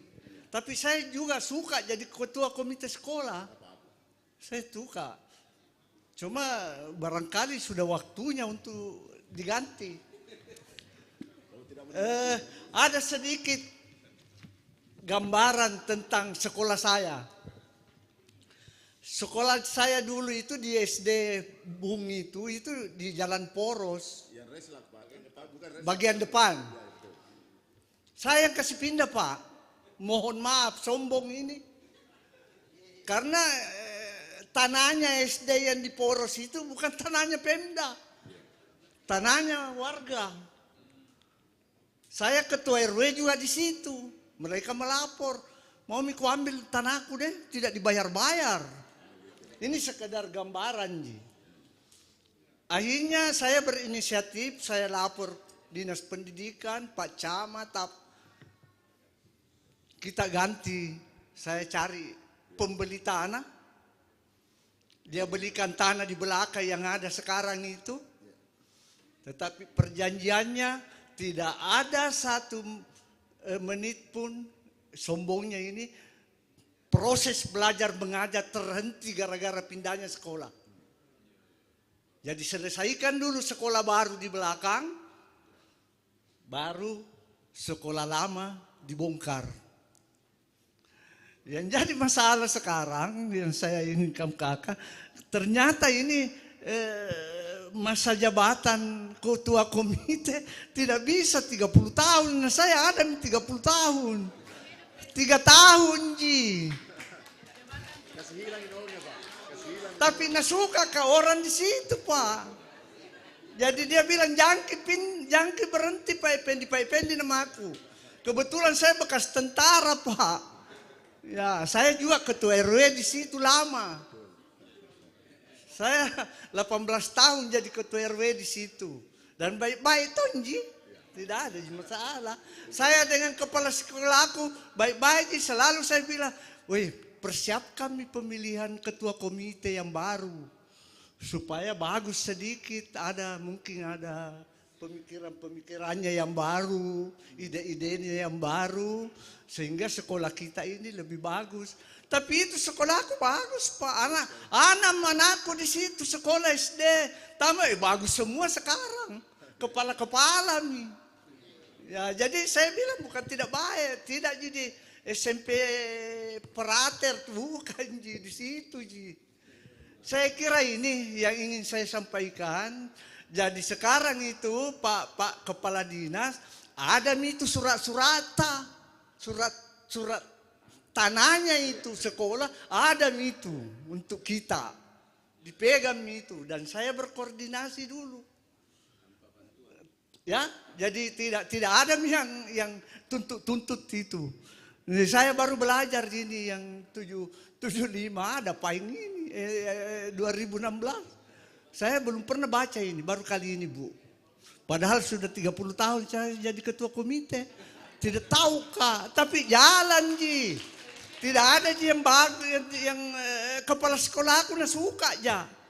Karena saya tidak minta-minta, tidak memanfaatkan jabatanku sebagai kepala komite untuk kepentingan pribadiku. Saya tanya, apa yang kira-kira bagus dilaksanakan di sini? Saya begitu selalu sama kepala sekolah. Perlu rapat? Mohon maaf, saya memang tidak rutin saya rapat, tapi saya tanya dulu kepala, perlu rapat? Bagaimana caranya cari dana? Begitu, Kak. Gampang-gampang, tidak usah pusing-pusing. Alhamdulillah sampai sekarang. Tapi mohon maaf, Pak Kepala, saya mau mundur, tua, Mak. Jadi ini yang saya ingin sampaikan. Terima kasih. Wassalamualaikum warahmatullahi wabarakatuh. Wah, luar biasa. Bisa dipilih kembali. Siapa lagi? 3 orang sekaligus ya? Oh ya, terlanjur Pak. Habis sana baru Bapak. Ya. Bismillahirrahmanirrahim. Saya perkenalkan diri. Nama saya Ardian Syah, Ketua Komite SD Impres UNAS 1. Jadi terima kasih atas waktu yang diberikan. Jadi pada awalnya kami ini adalah komite baru di 2022. Jadi sampai sekarang udah 1 tahun lah. Ya. Jadi prosesnya tiga kali proses. Alhamdulillah kami yang selalu unggul untuk suaranya. Jadi mengenai dengan tadi apa sih untuk ketua komite? Jadi pada saat 2 hari selesai udah ada SK dari kepala sekolah. Jadi kami langsung ke Kima untuk mendapat informasi CSR. Karena yang kami tahu bahwa ketua komite harus kreatif. Jadi selama kami setahun menjadi ketua komite SD Impres UNAS 1, Rp1.000 pun tidak ada memungut kepada wali murid dan kepada siapapun sampai hari ini. Dan kami memang menginformasikan kepada seluruh wali murid dan sekolah, ketika ada pungutan dan lain sebagainya, tolong langsung telepon ketua komite. Kami berikan nomornya langsung, nomor kontak. Jadi alhamdulillah sampai hari ini tidak ada pun dana dari wali murid yang kami terima, dan setiap rapat komite itu uang kantong pribadi, dan kami juga ada menawarkan beberapa program-program sebenarnya. Pertama kali kami ikut untuk pertemuan komite itu di Sekolah Darussalam di Sudiang kalau nggak salah. Itu pertama kali kami ikut. Dan kami sempat menyampaikan bahwa saya berpikir ketua komite di Sulawesi Selatan, walaupun di sini undang-undang gratis untuk tidak ada gaji, sebenarnya bisa. Kenapa? Kalau kita bersatu. Karena setiap ada program. Setiap individu, setiap satu ketua komite untuk biaya operasional dan lain sebagainya macam ada, asal kita duduk bersatu, kita bicarakan baik-baik, ada kok solusi. Hari ini lebih mudah untuk mendapatkan uang, asal kita sepakat, kan seperti itu. Kedua, masalah tadi CSR perusahaan, udah benar kami sependapat sekali dengan kepala dinas. Tes. Ya, jadi kami sepakat sekali. Apalagi di sini ada informasi bahwa dalam 1 tahun itu ada 350 miliar. Cuman kita belum tahu jalurnya bagaimana. Nah, mohon setelah nanti selesai ini, mungkin ada yang bisa dihubungin untuk mendapatkan informasi dan ada edukasi pendidikan kepada ketua komite. Bagaimana membuat proposal dan lain. Karena tidak semua ketua komite memahami itu. Nah, kemudian ada RT. Sebenarnya untuk mendapatkan ADRT, ketua komite bisa mencari informasi di sosial media. Contoh di Google. Ya, atau di apa, itu ada. Jadi atau lebih bagus kemarin waktu pertemuan pertama di Sudiang itu kami ikuti. Jadi ada juga ketua komite yang bisa ada jalur untuk membuatkan ADRT. Karena memang beliau advokat ya, seperti itu.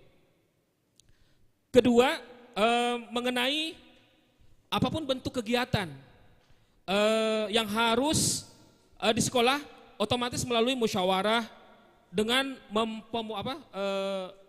mempedomani lah. Istilahnya dia ada juknis, ada juklak. Cuman kenyataan di lapangan Bapak Ibu yang kami lihat selama setahun ini. Jadi memang kesepakatan itu memang baik Bu, Bapak. Jadi ada kesepakatan yang mengarah positif, ada kesepakatan yang negatif. Jadi itu semua kesepakatan. Tapi realita yang terjadi, mayoritas yang kami selama setahun, mayoritas banyak yang negatifnya.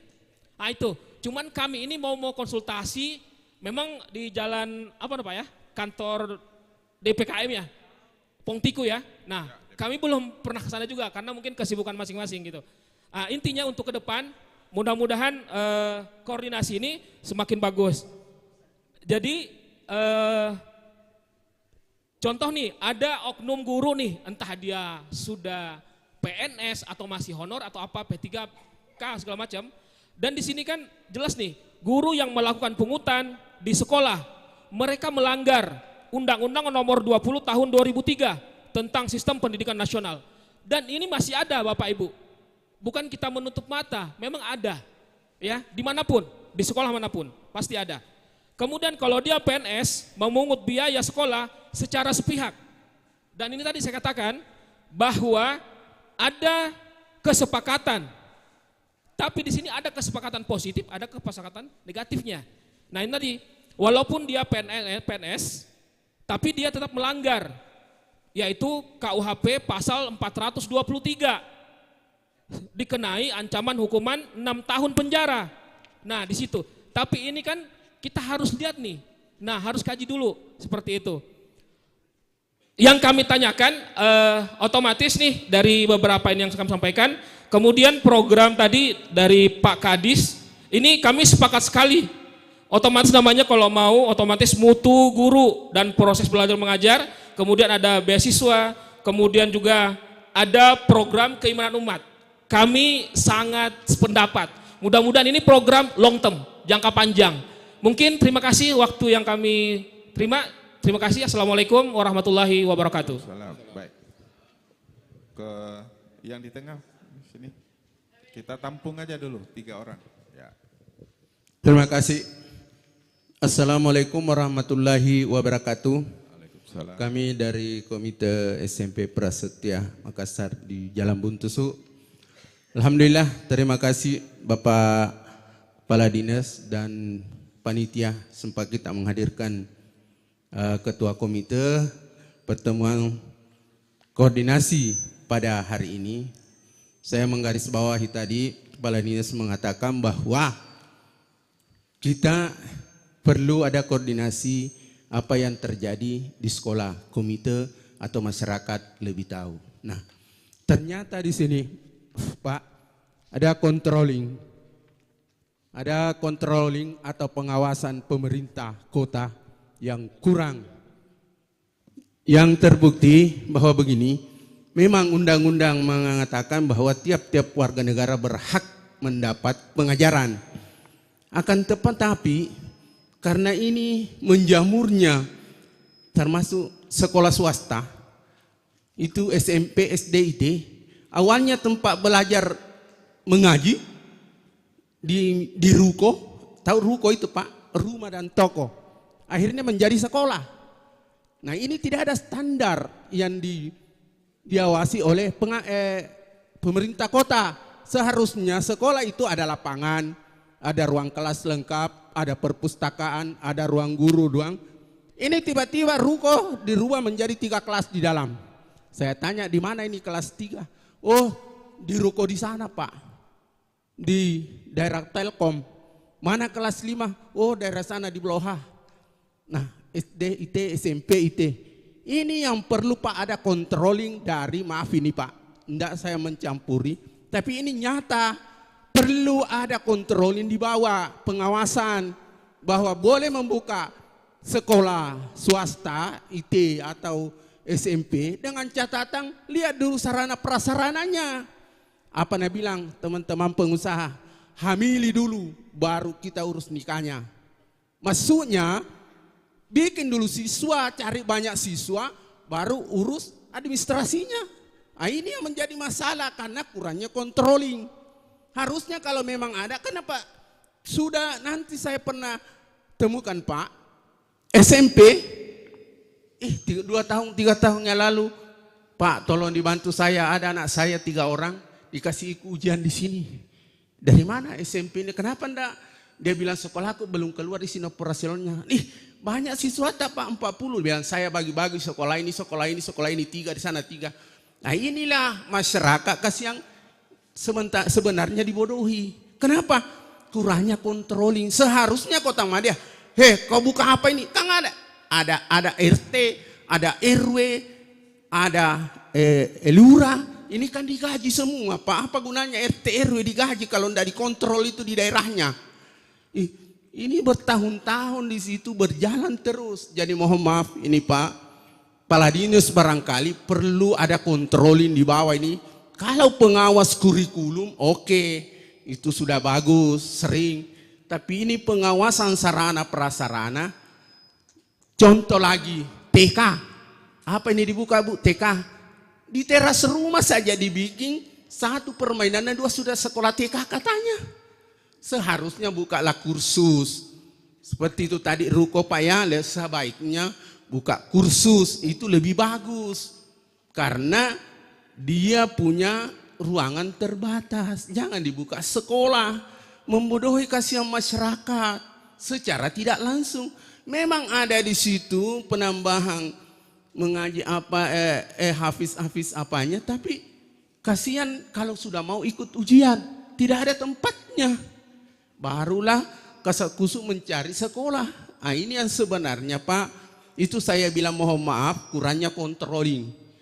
Seperti juga kalau dulu Pak saya di Dinas Pendidikan Provinsi membuka sekolah SMK, harus saya lihat di kecamatan mana ini. Loh kenapa berdampingan satu tembok negeri dengan swasta? Jangan Pak di sana buka. Kasihan masyarakat. Nah ini ada aturannya. Sekarang tidak ada, biar juga situ Pak. Yang penting ada isi. Nah ini yang masalahnya Pak, sarana prasarana barangkali Pak Dinas. Dan kedua ketiga, ini tolong juga diperhatikan. Banyak memang bantuan-bantuan, tapi yang diberikan bantuan itu yang sudah muntah. Maksud saya itu sekolah-sekolah yang sudah terlalu banyak uangnya. Sementara kasihan banyak sekolah yang miskin, memang membutuhkan itu orang miskin di situ, dana tidak diberikan. Sudah mengajukan proposal, siapa ini? Oh sini, sudah usah. Tidak ada di belakangnya. Ini yang perlu barangkali diluruskan. Dan saya berterima kasih kepada Ibu tadi menjelaskan ini komite, bahwa membuat proposal nanti melalui itu 3 miliar lebih dari pengusaha. Mudah-mudahan kita semua di sekolah ini dapat bagian, minimal perbaiki WC. Terima kasih atas penyampaian dan mohon maaf kalau ada kesalahan kekurangan saya dalam penyampaian. Assalamualaikum warahmatullahi wabarakatuh. Waalaikumsalam. Sebelum dijawab oleh Pak Kadis dan narasumber, ada 2 hal informatori sifatnya untuk kita ketahui bersama, yaitu ADRT untuk komite sekolah itu sudah dibuat oleh Dewan Pendidikan Kota Makassar. Bagi Bapak Ibu komite bisa kalau ada waktu nanti ke sekretariat Dewan Pendidikan Kota Makassar di Jalan Pongtiku. Ya nanti bisa ditanya langsung di staf kita di belakang. Itu yang pertama. Yang kedua, masalah dana CSR. Sebenarnya Pak Wali Kota kita itu melalui Dewan Perwakilan Rakyat DPRD Kota itu sudah pernah membentuk namanya Dewan CSR yang kemudian berubah nama menjadi Dewan Tanggung Jawab Sosial Lingkungan Perusahaan. Nah itu Pak Wali bisa memfasilitasi kita untuk bertemu dengan semua perusahaan-perusahaan yang ada, tinggal nanti bagaimana program apa yang komite sekolah ingin jual ke mereka. Kami menggunakan kata dijual, karena kami lelang. Ini posyandu 1093, siapa yang mau beli? Semua angkat tangan. Nah, tiap sekolah berbeda kebutuhan. Nah ini yang mungkin nanti kita bicarakan Dewan Pendidikan gimana cara membuat proposalnya kalau ada waktu, kemudian ada tanggung jawab di situ yang harus kita ketahui, karena ini persoalan penggunaan anggaran. Dana CSR itu milik pemerintah Bapak Ibu, tapi bisa dipakai untuk kepentingan sosial dan pendidikan. Itu informasi sifatnya. Silakan siapa dulu yang mau menjawab? Pak Kadis dulu, silakan Pak. Makasih orang tua kami Pak Effendi, ini sungguh luar biasa Pak. Jadi saya juga bagian daripada kemarin itu luar biasa, itu antara pro dan kontra kemarin SD Bung. Tapi kita berterima kasih bahwa salah satu kita dibangunkan dengan walaupun beda kelasnya, tapi yang penting ruang belajarnya ada. Dan bagus sekali belakang kan lorongnya sedikit baru dilarang luas sekali. Terkait dengan itu saya tentu itu yang saya sampaikan tadi, kita tidak menengok lagi ke depan karena ini komite kan dulu jatuh bangun, tidak ditahu juga jalan atau tidak. Sekarang ini yang kami minta dengan Dewan Pendidikan kita perbaiki ke depan. Jadi kalau memang di situ diinginkan yang berperan lebih bagus, kan ada dasar-dasarnya bahwa ini adalah istimewa, tidak boleh tahu itu bahwa aturan di sana, kalau di sana nanti mengganti yang baru lebih parah lagi. Nah ini tentu saya selaku Kadis Pendidikan Kota Makassar, sebenarnya kalau secara ini Pak, orang selalu bersalah karena sekarang apakah, apalagi Bapak sudah menawarkan dan tidak ada yang mau, dan memang saya terus terang berterima kasih kepada kita, dan itulah salah satu mungkin diberikan usia panjang oleh Allah Subhanahu wa taala, karena pengabdian tanpa pamrih tentu ini pahalanya lebih besar, karena apalagi pendidikan sama dengan lembaga, sama dengan keagamaan yang lain. Jadi pahalanya itu luar biasa. Dan kita doakan mudah-mudahan karya-karya, artinya kami masih mengharapkan, dan saya pikir juga kalau berhenti Pak, tidak ada aktivitas lebih bagus di komite. Jalan begitu dulu. Saya setuju. Saya setuju kalau kita ini di sekolah itu, artinya bukan persoalan karena sama juga RW Pak, ada termasuk RW ku saya, setiap pemilihan sepanjang dia tidak masuk, dia terus yang dipilih. Mau dia apa, dibilang tidak ada aturan, mau dia apa nanti diadakan pemilihan langsung. Dia lagi yang dipilih. Jadi saya bilang RW seumur hidup bagi saja. Saya juga banyak orang mengatakan, ini kenapa saya bilang kan masuk ke calon tapi tidak ada yang pilih. Ini kenapa dia dipilih, berarti dia baik. Nah kita butuhkan tokoh. Kita butuh orang-orang yang bisa memang memayuni seperti itu. Di sisi lain kan kami tidak perlu lagi mau dikasih ranah apa. Itu saya bilang kan banyak juga mengatakan, maka di sana komite seperti ini, nah seperti ini Bapak yang saya masuk, apa yang saya melakukan, apakah melanggar atau tidak. Nah kalau kita bicara peraturan menteri, tentu kan lewat nih. Tapi kan persoalannya berapa kali tidak ada yang mau. Nah Bapak mengundurkan diri, tidak disetujui juga sama jadi tidak ada. Jadi saya rasa bahwa ini hal bahwa ada pengabdian luar biasa. Yang seperti ini, inilah nanti kita sikapi bersama, dan tentu juga kami juga tidak serta-merta, saya tidak mau bicara pelanggaran Pak, karena bagaimana pendidikan itu, pengembangan sekolah itu bagus. Kan peran masyarakat, peran orang tua itu, khususnya ada namanya kedai komite. Jadi terima kasih Bapak, kalau saya jangan mikir dulu. Kalau masyarakat apalagi, saya tahu sekali perjuangan kemarin ini Pak, saya masih di Dinas Pendidikan, ini antara pro dan kontra terjadi di sini. Jadi kemarin itu saya sampaikan juga bahwa pada sesungguhnya ini waktu kami di Dinas Pendidikan bukan reslak. Reslak itu beda. Jadi ini kita bersyukur bahwa yang punya tanah mau kita bangunkan sekolah. Itu kemarin perjanjian kita, nanti selesai baru kita pindah. Jadi selesai tompi sekolahnya baru kita pindah. Nah, jadi tidak ada masalah. Jadi solusi semua duduk dengan baik. Tentu peran-peran Pak Pendi, dan saya yakin Pak memang kalau tentara itu luar biasa strateginya itu kalau yang begini-begini.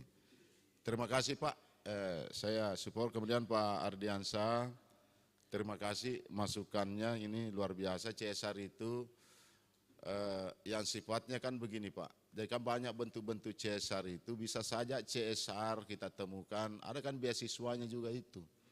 Mungkin ada anak yang tidak di situ bisa, kalau fisik, biasanya kalau fisik CSR itu dia lihat juga dulu alas haknya sekolah kalau kita mau membangun, karena dia tahu ada pertanggungjawabannya.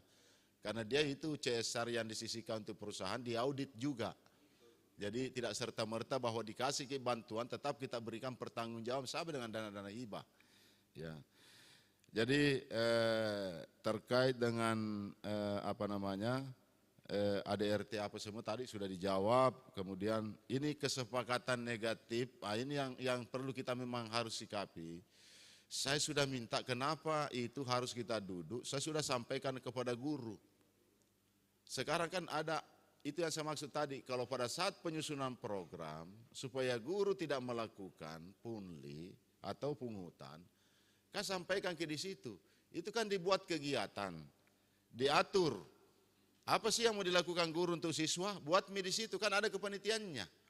Ada operasionalnya nanti di situ, ibu sebagai apa di situ di dalam, karena sekarang tidak dibayarkan sistemnya honor, berbasis kinerja. Jadi kalau kau tidak berbuat, tidak bisa dibayar. Jadi kalau guru sekolah buat kegiatan, ada Tommy di situ nanti panitianya dapat honor.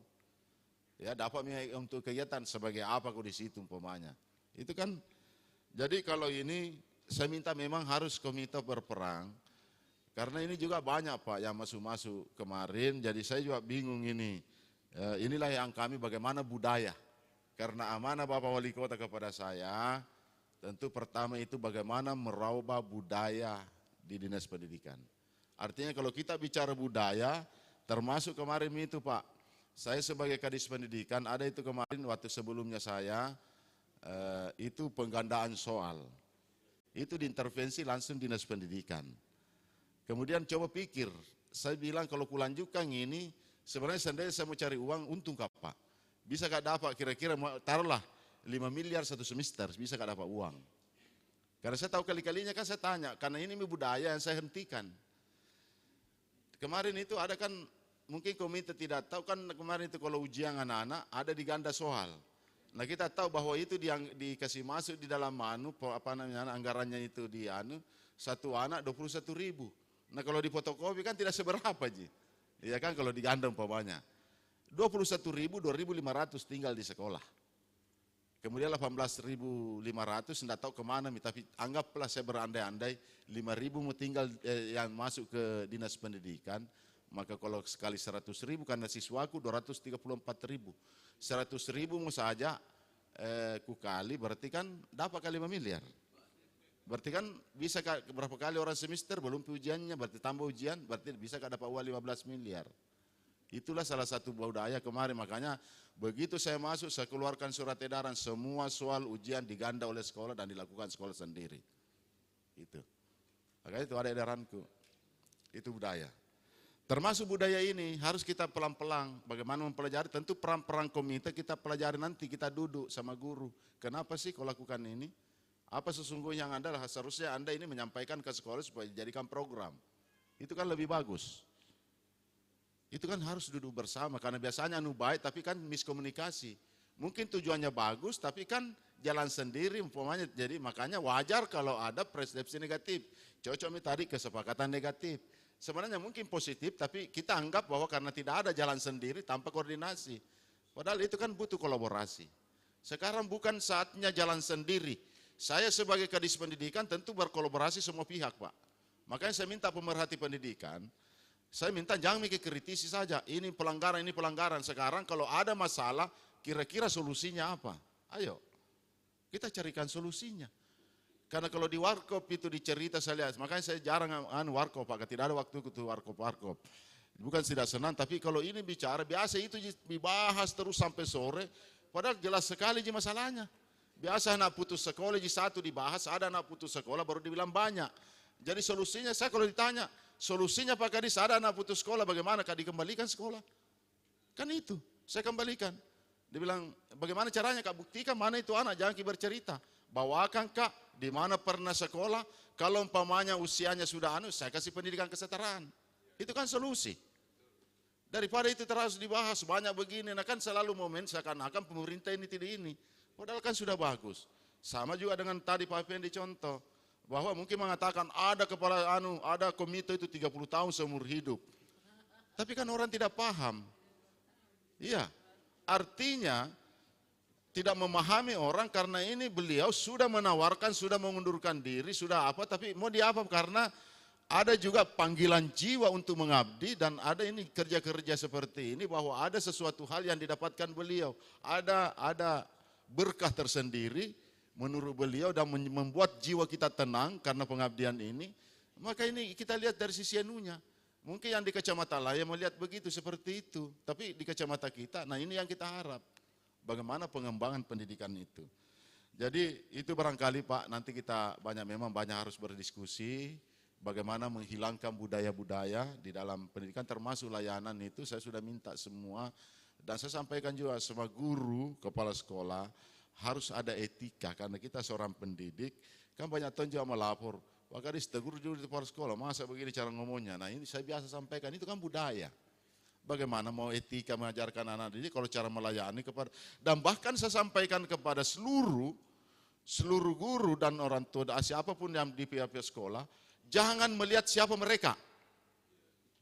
Itu saya juga di dinas pendidikan Pak. Bahkan kalau saya ada yang datang terus terang dan datang saya ini tim suksesnya Pak Wali, tidak ada tim sukses Pak Wali di sini. Terus terang saya bilang, Biasa kan ada tomito begitu, saya ini Pak tim suksesnya Pak Wali Kota. Saya ini, saya ini perjuangan. Saya bilang justru Anda ini seharusnya kalau mau membantu Pak Wali, sekarang saatnya untuk mengawal programnya. Iya, tapi jangan membawa dengan begini, tapi biasa begini, PPDB saja banyak memaksa. Saya SMP nama, anak kandungnya atau bukan, dibilang bukan, tidak ada. Biar saya bilang kalau umpamanya, saya nunya Pak Wali, kata telepon ke Pak Wali, tidak ada masalah. Lebih baku begitu saja daripada, kan tidak ada. Yang kenapa saya bersyukur karena ini Anda mau urus anaknya orang. Kan ini yang kulakukan, kenapa harus orang tua langsung ke sekolah, maka tidak ada yang ribut Pak. Banyak faktaku kalau saya bisa buka. Banyak fakta-fakta kejadian. Bukan saya menuduh siapa-siapa, makanya kenapa saya mengambil kebijakan kemarin dalam hal perintah kepala sekolah, semua tanggal 10 itu harus masuk semua. Mau jalur solusi, mau jalur sonasi, semua masuk. Karena inilah yang sering terjadi Pak. Karena ada orang tua umpamanya tunggu mungkin 1 bulan kemudian lihat dulu situasi. Ini kan banyak sering muncul begitu. Akhirnya anak ini naliami temannya pergi sekolah, gelisah menadasami orang tuanya, merasa terjadi ada psikologis di dalam, sampai orang tuanya dia katakan, biar berapa ku bayar, nah tangkap orang biasa urus-urus begitu, sini uangmu saya. Akhirnya tidak, ini yang banyak kejadian Pak, ini yang banyak kejadian. Makanya itu saya minta semua mau jalur solusi, mau jalur apa, sama-sama mendaftar ulang, yang penting tanggal 10 semua masuk. Itu yang saya ambil, makanya tidak ada ribut, karena sudah, walaupun masih ada 1-2 yang apa misalnya, tapi artinya kan itu akhirnya nanti teratasi. Artinya saya sudah sampaikan jangan ada orang tua tidak ada jasa-jasa dalam hal seperti ini. Jadi ini Bapak dan Ibu sekalian. Kemudian yang ketiga tentu di tadi sekolah swasta begini. Saya juga kan sekarang itu Pak kalau bicara izin operasional itu tidak semudah apa yang kita bayangkan. Makanya TK sekarang itu ratusan itu Pak tidak bisa lanjut. Karena syaratnya harus jelas. Alas haknya harus jelas, ada NIB-nya, ada isi membangunnya, bukan isi membangun secara rumah tinggal, tetapi atas nama yayasan. Sekarang ketat Pak, jadi jangan meki, apalagi kalau lembaga sampai perguruan tinggi tidak semudah apa yang kita bayangkan sekarang. Kenapa ini muncul kemarin, mohon maaf, ini akibat pandemi. Saya juga alami itu. Kemarin orang tua Pak, waktu pandemi, yang terbuka kan tahfiz Al-Quran. Mohon maaf, tapi kami tidak salahkan, bahkan kemarin itu teman-teman saya sendiri sebagai pejabat, dia tidak kasih masukan, baru dia bilang, Pak Kadis biar anakku ikut pakai B. Karena kemarin itu proses pendidikan pada saat pandemi kan tidak jelas. Artinya tidak bisa diukur, akhirnya daripada di ini ada tahfiz Al-Quran, anak-anak ini, saya teman-teman ada yang sampai ke Bulukumba, sampai di situ Pak Kadis biar minta apa-apa, anakku nanti ikut pendidikan kesetaraan saja. Tetapi kan didapat ilmunya, kita sekarang ini kan prosesnya Pak. Yang penting kalau bicara tentang tahfiz itu kemarin SIDT, bukan persoalan rukun, memang tidak ada isinya atau apa, tapi itulah, yang pasti itulah juga yang banyak kami atasi, tapi ini tidak bisa juga kita tutup, karena bagian daripada mereka ada proses. Tergantung orang tuanya, kalau orang tuanya yang mau di situ, kasus setong itu.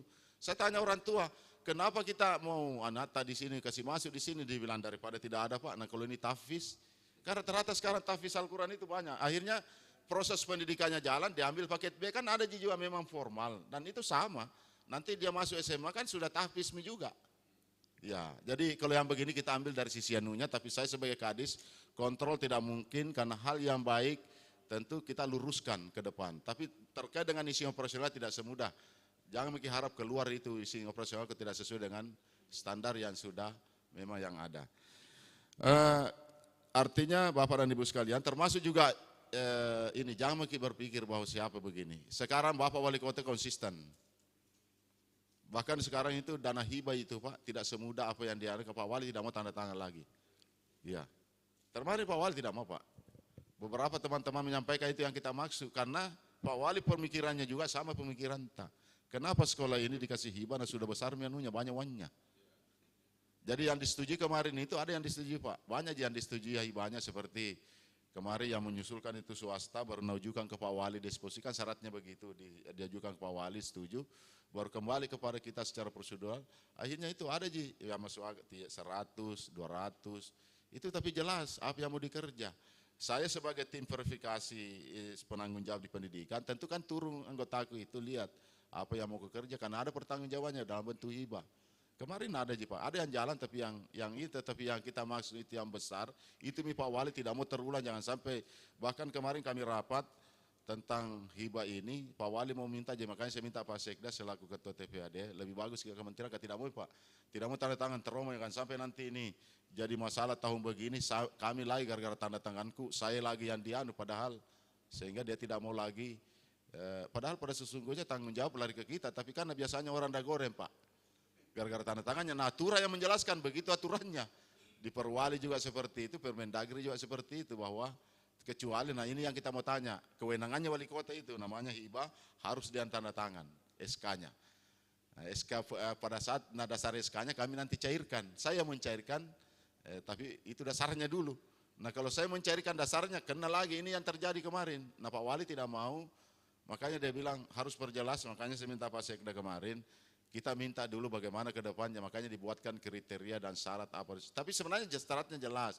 Tapi apa yang Bapak katakan tadi itu insya Allah sudah, pemerintah kota itu sudah.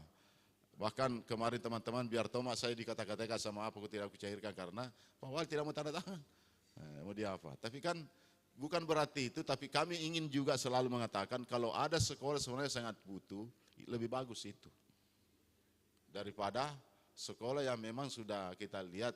Jadi kalau itu yang kita bayangkan yang begitu mungkin agak susah kayaknya karena Pak Wali yang tidak mau tanda tangan SK. Bukan karena tidak mau tanda tangan, Pak Wali mau kriteria dan jelas, aturan yang jelas, jangan sampai nanti gara-gara ini ada lagi, apalagi tahun politik yang seperti ini kan macam-macam Pak. Nah itu. Bukan berarti tidak mau tapi harus jelas. Sama Tommy kemarin itu PSL. Kalau berdasarkan kita ini bersyukur, berkeras di sana mau apa, padahal kan yang anunya tergantung nanti di mana yang layak, yang penting Tamalandre kan semua jadi ribut, padahal anu baik ini tapi mau di apa ya, ini biasa kadang. Sama juga saya sampaikan Ki, kenapa saya hentikan juga ini tidak kulanjutkan karena memang lewat nih, bayangkan dana alokasi khusus terhadap sekolah, ini kan di situ di aturan ada namanya Pokmas. Nah Pokmas kan di kelurahan. Begitu Pokmas kita tunjuk undang Milura untuk mau dikerjain di sekolah, berkelahi dibawa. Kenapa ini begini-begini? Akhirnya tidak ada yang jadi Pak. Dokumen tidak ada, lewat tanggal 21 tidak ada Tommy diinput. Maka saya undang kejaksaan, saya minta kejaksaan duduk bersama. Bukan kami jalankan tapi sudah koordinasi memang Pak. Makanya ke depan ini saya tidak mau lagi ini saya juga sudah menyurat mengajukan usulan ke kantor staf presiden. Kebetulan ada kemarin staf ahli Presiden itu dia minta, apa sih Makassar ini saya ajukan, saya tidak mau lagi pembangunan kelas. Kalau disetujui saya punya afirmasi namanya, nanti itu masuk di pendidikan. Dan kalau ini masuk Pak, tidak ada, mungkin ada beberapa sekolah saya rombak nih. Karena banyak sebenarnya sekolah itu yang layak, kekurangan kita juga. Ini saya sampaikan kepada sekolah. Karena mau dapat akreditasi, dia buruk, makanya tidak pernah kita dikasih bantuan. Karena di situ satu ruangan, ada semua di situ, itu misalnya satu ruangan, satu sebenarnya ruangan ada UKS untuk mendapatkan, padahal aturannya itu kan satu-satu, makanya kita pada saat dibuka Dapodik tidak perlu dikasih bantuan karena sudah cukup. Ini karena dasar kementerian itu mengambil dari Dapodik. Dapodik sudah ada, sudah ada tahu UKS-nya. Padahal UKS itu satu kelas dia bagi-bagi, ruang kepala sekolah, ruang guru, ruang UKS, ruang koperasi, pada satu kelas karena hanya memburu. Saya bilang sebenarnya itu akreditasi tentang sarana, yang penting kan sekarang akreditasi itu terus terampak. Saya bersyukur ini badan akreditasi nasional karena lari ke mutu. Makanya sekarang ini lari kualitas, itu lebih dominan. Makanya perguruan tinggi juga itu tidak serta-serta kemarin ini, bersyukur juga ini bahwa ketat, sehingga kan sekarang tidak seenaknya lagi sekarang orang bahwa di sini kau pergi kuliah. Gampang tidak semudah itu, karena ini adalah perbaikan sama juga yang kita masuk. Tidak semudah izin operasional akan keluar. Salah. Kita juga akan menjalankan itu supaya sekarang dulu itu FAUD dulu memang tidak bisa Pak aturannya begitu. Ada tempat, ada apa, sekarang diperketat dengan peraturan Mendagri. Jadi jelas sekali, kalau mau jelas statusnya itu bahwa dia itu adalah yayasan. Kemudian tidak ada lagi sewa-sewa panunya karena itu jangkaan, tidak, karena ini berpanjangan apalagi pendidikan. Banyak. Jadi ini Bapak dan Ibu sekalian, nah ini yang kita evaluasi dan berdasarkan catatan kami sebenarnya banyak sekolah swasta itu, cuma kami tidak mau, artinya bisa kebijakanku untuk menutup. Tetapi Saya juga tidak serta-merta karena ada diskriminasi, ada juga undang-undang yang mengatur, tapi sepanjang akhirnya nanti itu datang sendiri, jadi dia minta ditutup, Pak. Ditutup. Kalau bermohon ditutup, ya saya tutup nih. Ya, nanti gitu. Jadi ada tonjol itu yang datang sudah minta ditutup. Jadi demikian, terima kasih untuk kami dan mohon izin mungkin ada Pak Prof ingin sampaikan. Terima kasih. Ya, kita tepuk tangan buat Bapak Kepala Dinas. Bapak Ibu, sepertinya hampir semua permasalahan terjawab sama Pak Kadis. Jadi jika Bapak Ibu tidak keberatan, kita akhiri saja dulu sampai sini. Nanti hal-hal yang sifatnya teknis bisa berkomunikasi dengan Dewan Pendidikan Kota Makassar. Karena waktu kita terbatas, ini sudah hampir jam 12 ya waktu sholat. Dan mengingat Pak Ketua sementara dalam proses ada kegiatan Pak, maka acara ini kita tutup saja dan nanti Bapak Profesor Basri akan menutup kita. Setelah itu jika Pak Kadis tidak keberatan kita foto bersama ya. Ya siap. Silakan Prof. Terima kasih. Assalamualaikum warahmatullahi wabarakatuh. Alhamdulillah wa syukurillah bahwa kegiatan hari ini kita bisa sampai pada saat ini, pada akhir kegiatan kita. Untuk itu atas nama Dewan Pendidikan saya ucapkan banyak terima kasih kepada Pak Kadis yang senantiasa hadir setiap ada kegiatan Dewan Pendidikan. Barusan ada Kadis begitu Pak. Jadi betul-betul kita ini ada masalah, kan Bapak bisa langsung nyatakan itu. Karena kalau mau datang ke kantornya susah Bapak ketemu. Ya saya saja mau ketemu tidak bisa Pak, susah karena kesibukannya. Nah makanya kita lakukan ada SAPA ini Dewan Pendidikan. Dan insya Allah tiap tahun Pak kita akan lakukan di setiap kecamatan. Oleh karena itu terima kasih atas kehadiran kita semua. Ini semua karena perhatian kita terhadap peningkatan kualitas pendidikan kita di Kota Makassar ini. Tentu tanpa kehadiran Bapak-Bapak di sekolah-sekolah itu maka pasti ada salah satu yang kurang di sekolah ini. Perlu saya informasikan bahwa sekolah Indonesia pun yang di luar negeri ada komitenya Pak. Ada komitenya. Itu wajib itu Pak. Ya karena banyak hal-hal di luar kapasitas kepala sekolah dan guru-guru. Dan komite ini bermacam-macam orang di situ yang punya insight yang berbeda, punya pengalaman yang berbeda, latar belakang yang berbeda, sehingga bisa memberikan nuansa-nuansa yang baru atau tambahan kepada sekolah. Oleh karena itu sekali lagi kami sangat menghargai kehadiran Bapak-Bapak dan kerelaan Bapak untuk membantu sekolah-sekolah dalam hal sebagai komite sekolah. Terima kasih atas perhatian Bapak Ibu semua dan atas nama Ketua Dewan Pendidikan, maaf tadi Ibu Apiati dia ke rumah sakit, kita tahu semua bahwa Pak Amin Sam sekarang ada di rumah sakit dan selalu masih berada di kamar ICU. Sudah beberapa bulan terakhir ini dia cuci darah terus dan mengalami masalah. Sehingga beliau tadi harus ke sana karena mungkin mau lagi ada proses pencucian darah. Mudah-mudahan beliau dalam keadaan baik-baik sampai beberapa saat lagi.